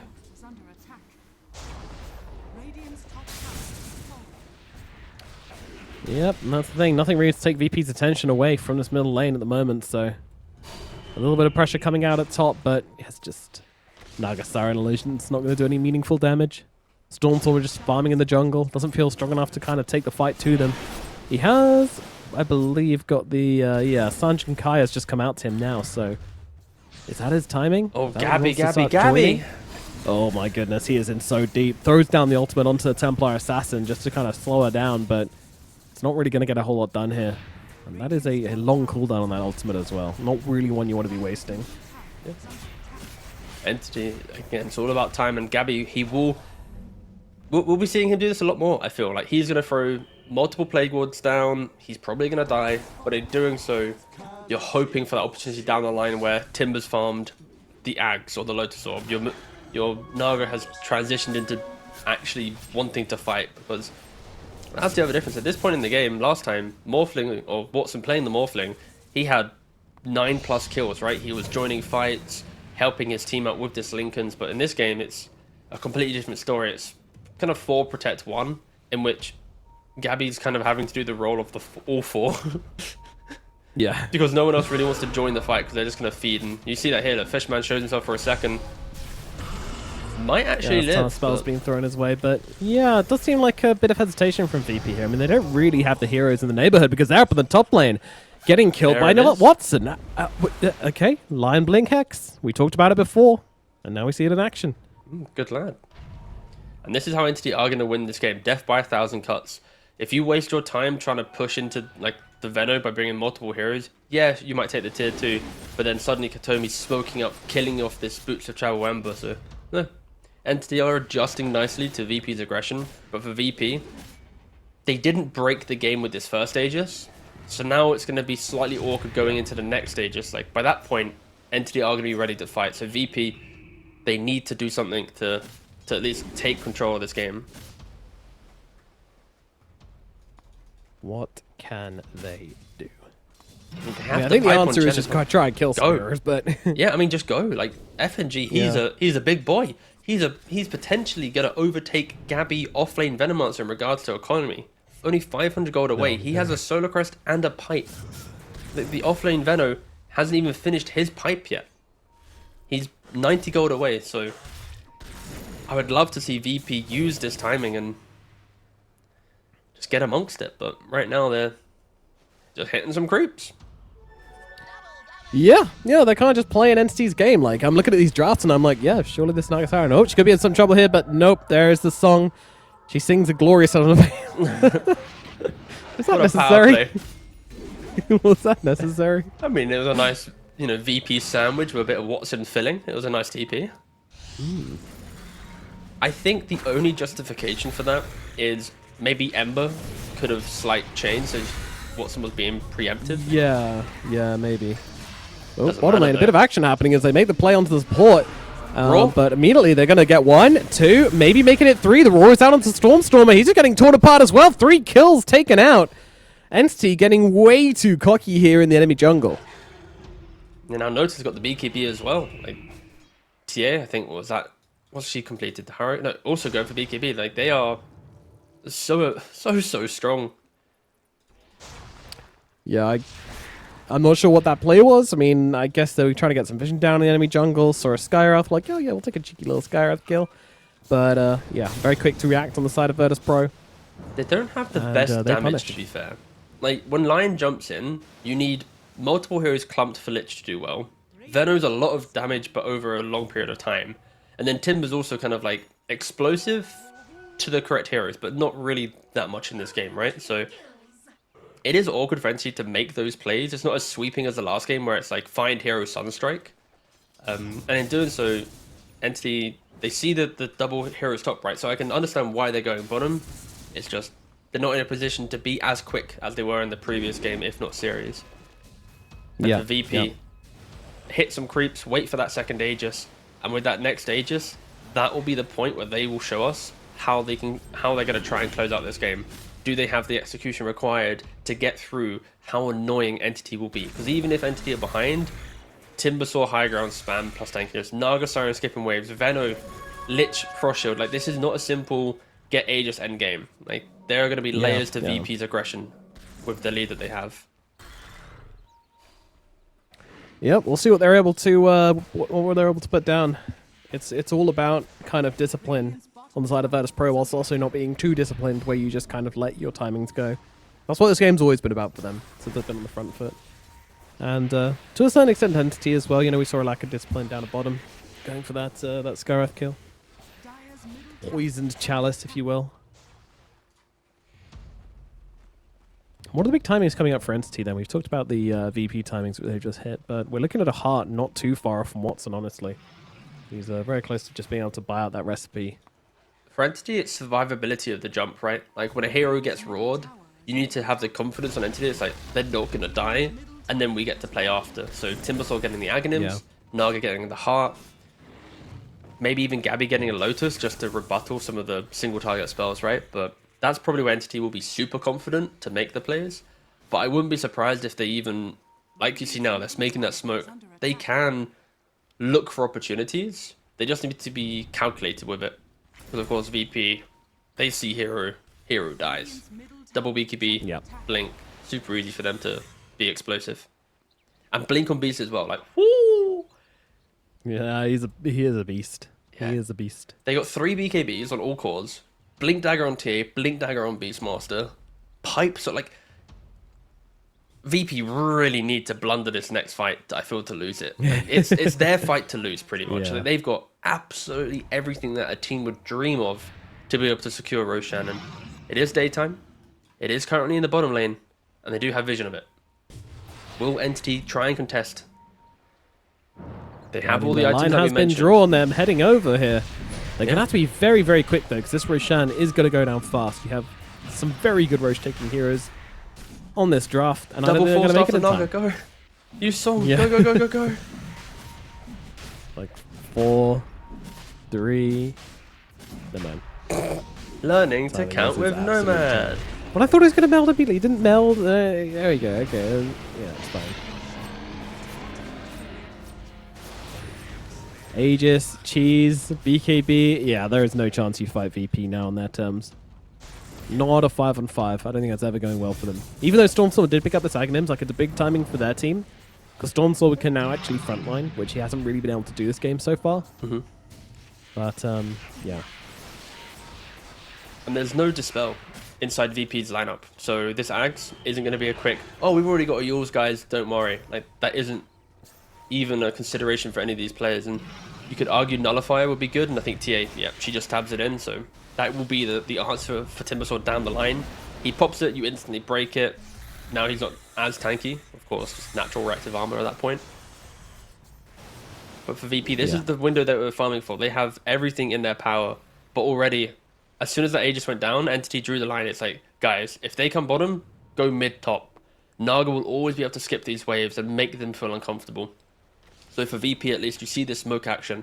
This is kind of the recipe for success for them. It is push out a lane, smoke through the map, try and find a pick, and then use that to their advantage. And if they never find a pick off, this game could last forever.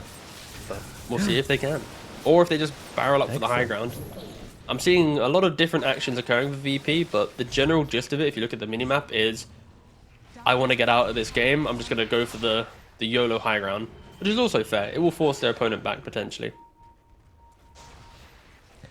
I was thinking this the other day. Well, imagine if you started like paying casters by the minute, and then they get really excited when everybody, like, when anybody messed up a high ground or anything. They're like, "Oh my god, they messed up! Yes, I'm rich."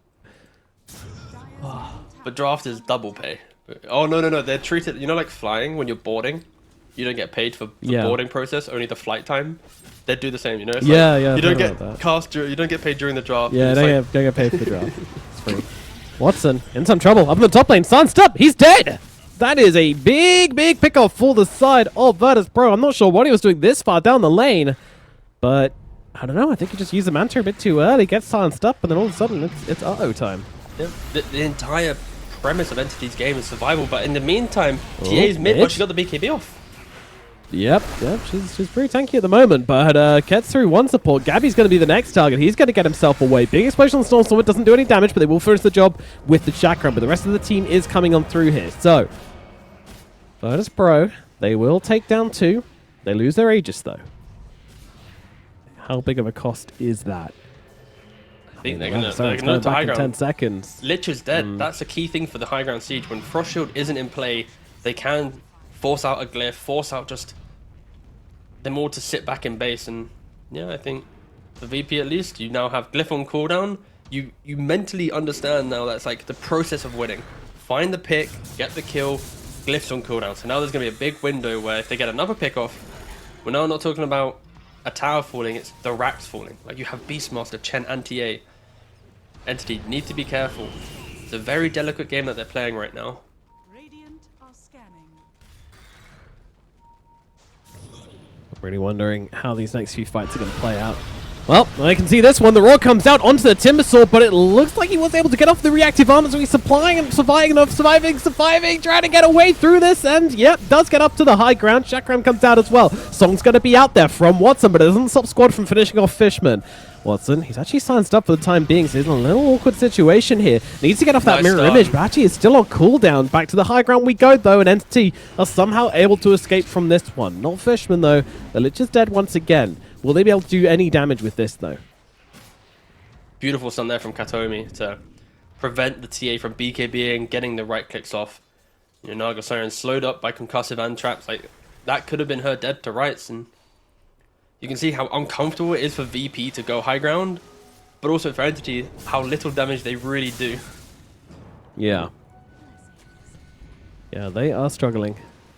Naga Siren, you know, she's going for this butterfly next, which is like something, but not much. It will be an alright timing for them, but The issue is, and I mentioned it during the draft, is the Naga Siren never feels comfortable to fight into the area of Beastmaster. You're kind of always playing for the creep waves and the maybe if if TA is out of position, sure, Naga does reign supreme, but if VP just huddle up together, that's when it gets difficult. And sure, Venomancer, Lich line, they thrive on heroes clumping, but Entity, it's all about like they need the fight construct to be near perfect for them to feel good. Whilst VP, they've got a lot of fail safes in their lineup. They can do, you know, dumb shit and things are still going to be pretty good. Radiant's bottom tower is under attack. elegantly put, yeah. Yeah, I don't know. I thought I'd pull out a Cinder in there and just, you know, say it how it is for a second. I like it. Felt good, felt refreshing, but I'll go back to my my normal ways. It's time to sit on the high ground for Entity, I suppose, although not for everybody, as Watson's out on the map again, and there's 5 heroes surrounding him. He's just gone. Oh, no. Okay, Watson. This is... And there's no one out on the map. Like, look at the rest of his team. Everybody else was literally on the high ground when he died, so... Yeah. I'm not sure what the communication is here, but... yeah, it's not great. Because, like... You can be there if the rest of your team's out getting information for you and saying, like, okay, they're not on this side of the map. You probably need to go bury yourself in trees or something like that, but... You can't be there if you don't have information. The trade-off is, though, it's like, you want your carry player to be that thorn in your opponent's side in this type of game. Like, if you don't have a carry with confidence or a core with confidence, you're never progressing the map to keep yourself in the game. So I can see why he's doing these plays, but if a good team is reading your positioning, you're just going to feed, right? So it is the balance of the two, and right now, unfortunately for Watson, you know, VP's got his number and, you know, it's dialed in, they're picking him off time after time. You're not really getting the effective Naga that we see in other games, and it helps that you've got Chen pushing out lanes, checking for creeps, vision, Beastmaster Hawks. Like, there's a lot of like natural vision in play for VP, traps as well. Like, it's very easy for them to spot the Naga one time to go, she's in this quadrant of the map, sweep into it now. So yeah, VP just utilizing their heroes nicely and not giving Watson the comfort that most Naga players lean on at this type of game. Yeah, definitely not. They're always hunting. They're always trying to keep an eye on the Naga Siren. They're never letting her just sit in their jungle or anything like that. They know. They're wise to the tricks, you know? This isn't VP's first rodeo. And they are starting to show a bit of that experience now. A little bit of life for sure in this squad. Naga Siren does have the butterfly complete, but once again she's under vision, so VP are well aware where she is. Middle tower is under attack. Will they react to this?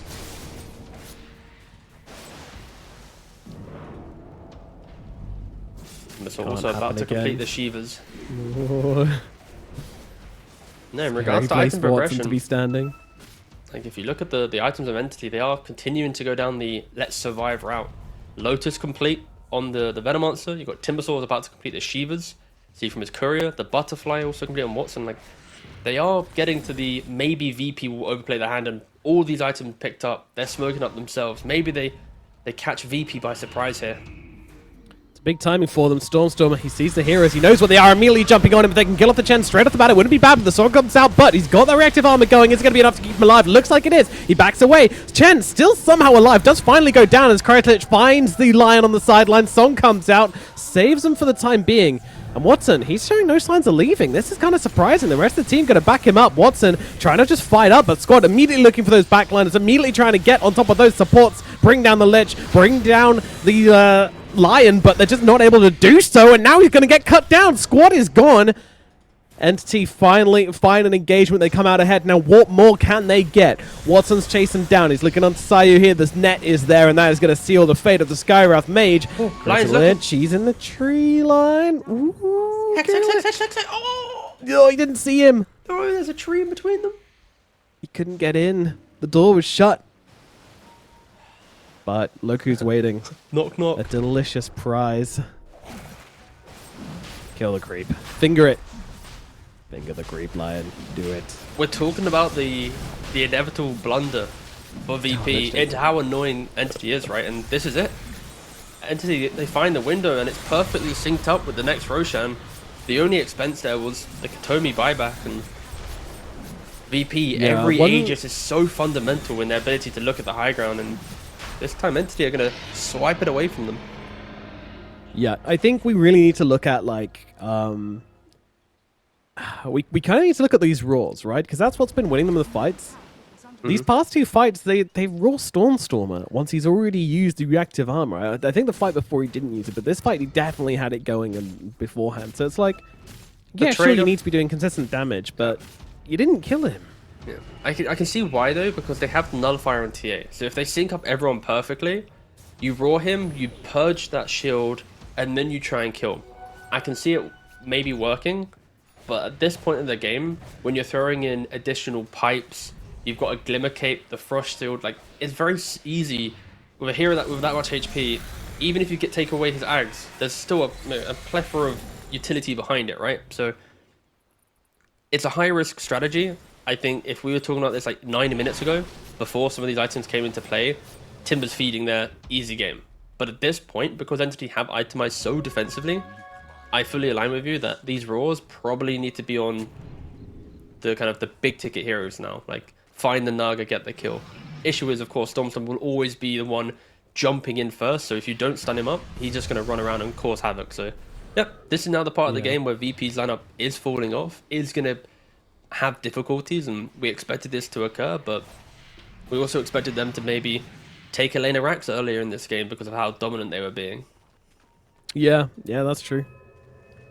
They didn't do much wrong, but they also didn't do enough right. Yeah, pretty much. Well, let's see if they can do something right now. Wrapping around towards the middle lane. But of course, they've not got an Aegis on Watson. This isn't really the target you want to be bringing down. This is the real one, and they do now notice that. Watson being pinged down. Man to use. They can get the silence off onto Watson. Nice double man stun. Oh, with the Lotus actually bouncing it back. Rory's through onto the Nagasaran. But again, Aegis target. They'll just go in the back. They'll kill a Fishman. Fishman straight away just throwing out the buyback. Watson trying to get on top of the TA and just trying to cut him down, but he's so low on HP. Nullifier's out, but the Krittlich is one in real trouble here. Is Gabby, Stormstormer, Watson, all of them just pile on to the TA and take her out. Song being used trying to fish for anybody trying to TP out of this one, but everybody has left. VP will be able to escape the engagement, but not before losing their Templar Assassin. Man, TA's first death of the game. You're taking it into the Nagasaran that has the Aegis, and sure, you might find the real one, but who cares, right? For Naga, it's this idea of, if they use their spells on me, everyone else will do well. A pretty awkward go from VP, and if they had the Aegis themselves, completely different story. They'd kill off the Naga, have Aegis, but again, it all boils down to Roshan and how they're taking their fights. And Entity, they get the Aegis and instantly throw themselves into a fight that gives them that first kill. So yeah, Entity showing that they are using Aegis a little bit more effectively than VP was in the previous 20 minutes of the game. Yeah. No, they just went out to make some action happen, you know, like Watson literally walked up the high ground. I mean, he was playing this aggressively without an Aegis, so no real surprise to see him. It's how annoying Naga players are, right? They always use mirror image, and they run their main hero with an illusion to make it look like it's the illusion's farming, and it's just annoying. But yeah, when you have an Aegis, it's even better. Very potent. And Watson, he's planning to... Oh yeah, just... I saw FNG, of course, at the pipe, right? But he's just the aura boy. He was never able to overtake the Gabby Veno, so... Fair enough. Good job, Gabby, keeping up the net worth. A lot of Veno players fall off, so kudos to him at least. But yeah, FNG, he is quite the aura bot right now. What's he got? Everything. drum, soda, crimson, pipe. Oh dang, he's repping the whole Yeah. collection. Homie's about to go into the deleted files and find a what's that thing? Dire are The upgrade, which everybody hated, to Vladimir's aura. Race Race pact. pact. There we go. You could have got there in the most convoluted way possible. I'm like, oh, what are you getting at? No, Wraith Pact He in did this leave a game tier 4 behind. would be though. helpful. It would. It would. Oh, they did, yeah. Shame. Oopsie.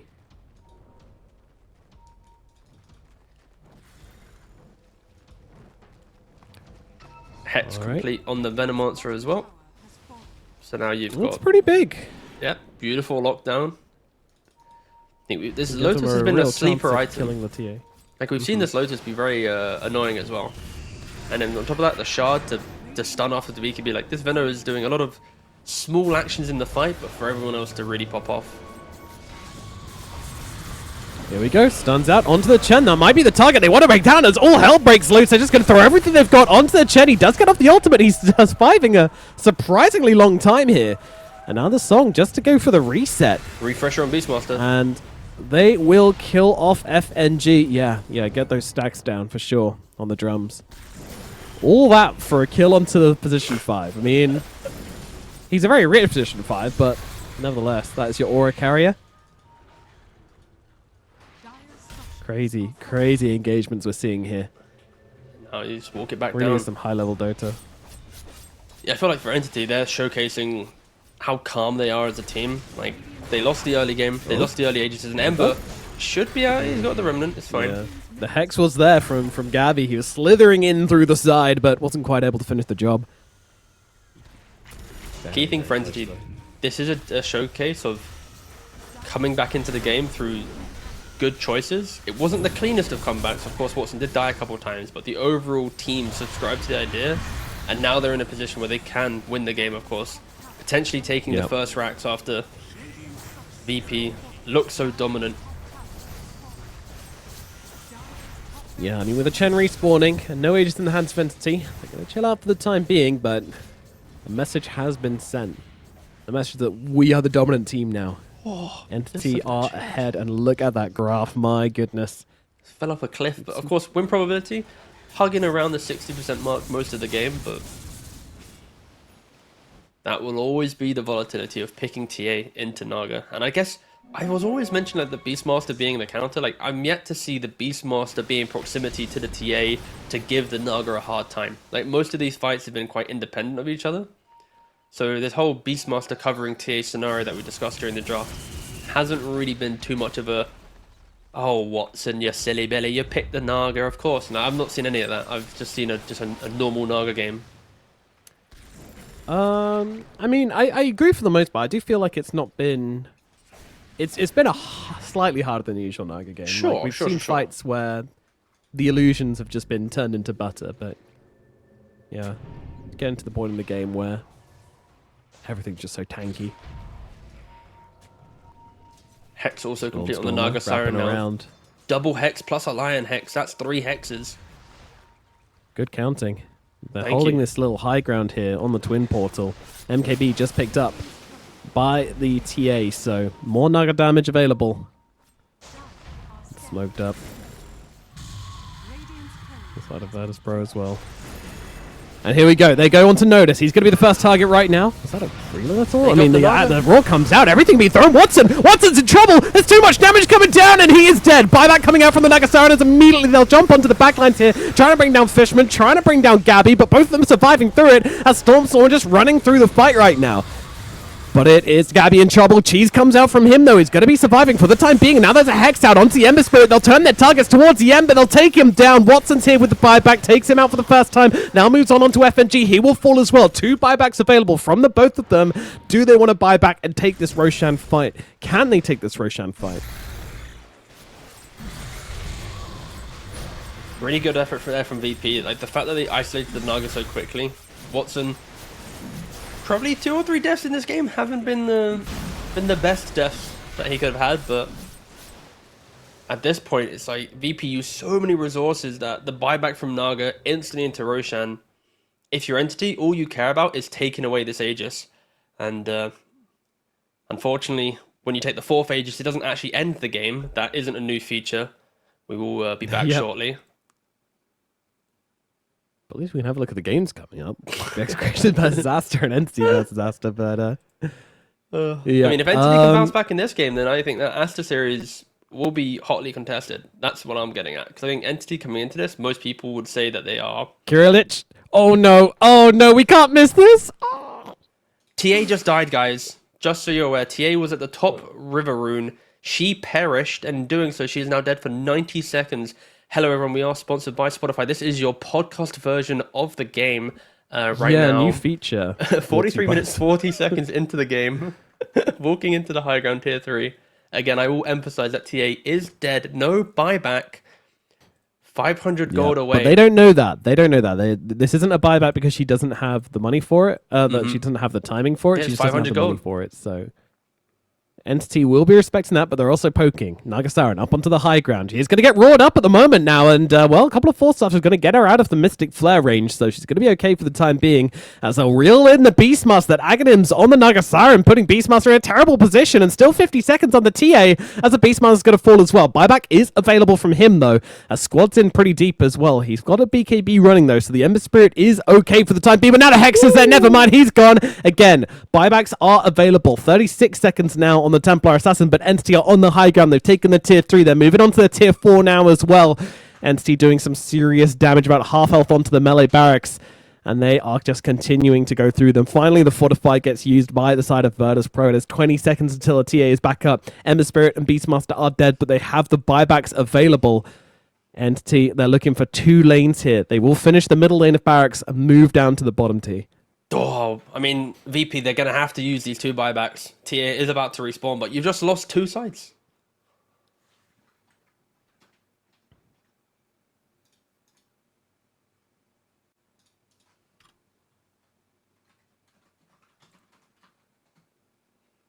Up to the top side they go.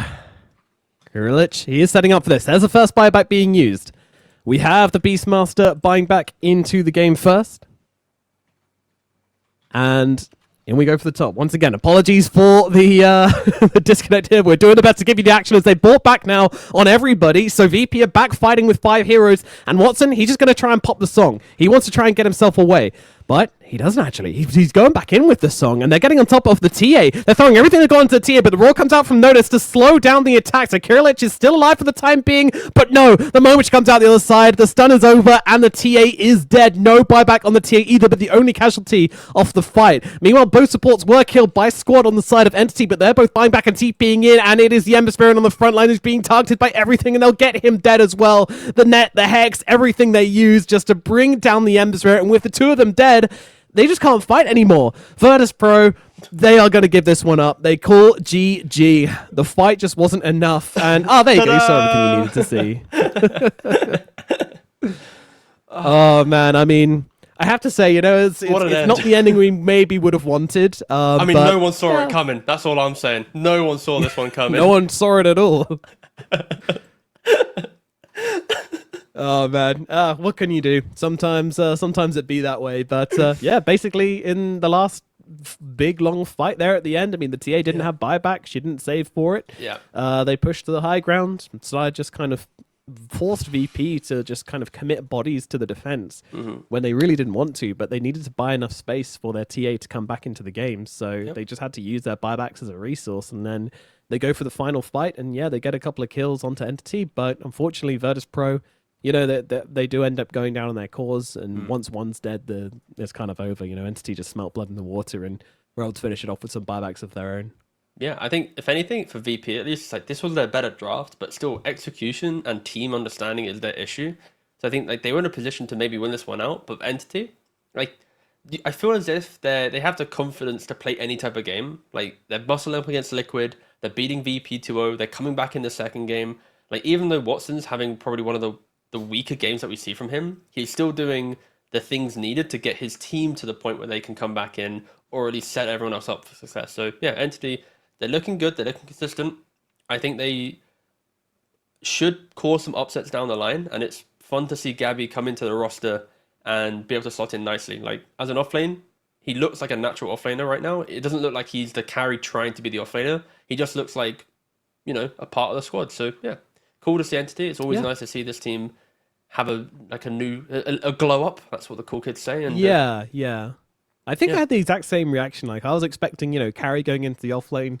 We always see it where they're just very greedy to start off. Don't understand how to be that sacrificial player. Both games here, Gabby absolutely resolutely proved that he's capable of playing that style of game. Like he was dying. He wasn't afraid to die and make those sacrificial plays to enable Stormer and Watson. I feel like Storm and Watson were heavily enabled both in the Legion game and in the Venomancer game, and it was very impressive, honestly. Very impressive from him. And Entity, as you say, just playing like a full 5-man squad. So, yeah, really good to see from them. I think the supports in this last game as well.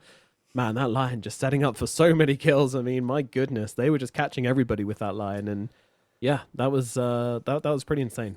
Yeah, good stuff. So what do we do now, Nomad? Do we hold the whole show hostage? If we keep talking, they have to delay everything, or do we just go to break? What's the vibe? What are we doing? I mean, technically, there's a forced break between every series anyway because they want to give players time to react. So we could technically go for as long as we want, but we're not going to do that. We are going to gracefully bow out of this one, I think. Yeah. But yeah, it's been fun. Cool day of cool morning of Dota. Of course, there's a cool evening of Dota coming as well. This is only the first 2 series. That's right, 6 streams of 8 games each. That's a lot of Dota. There is a lot of Dota going on this fine day. So you guys are all blessed with plenty more action. I'm sure some of the other streams have some other games going on right now. But for us, I think we're done for today. T-Gov, any final thoughts on what we've seen from these teams? Gabby Veno better than Cuckoo Veno? ? No, I'm joking. That's only one game. I'm not going to get that close. Bye. Sorry. I was just going to bait the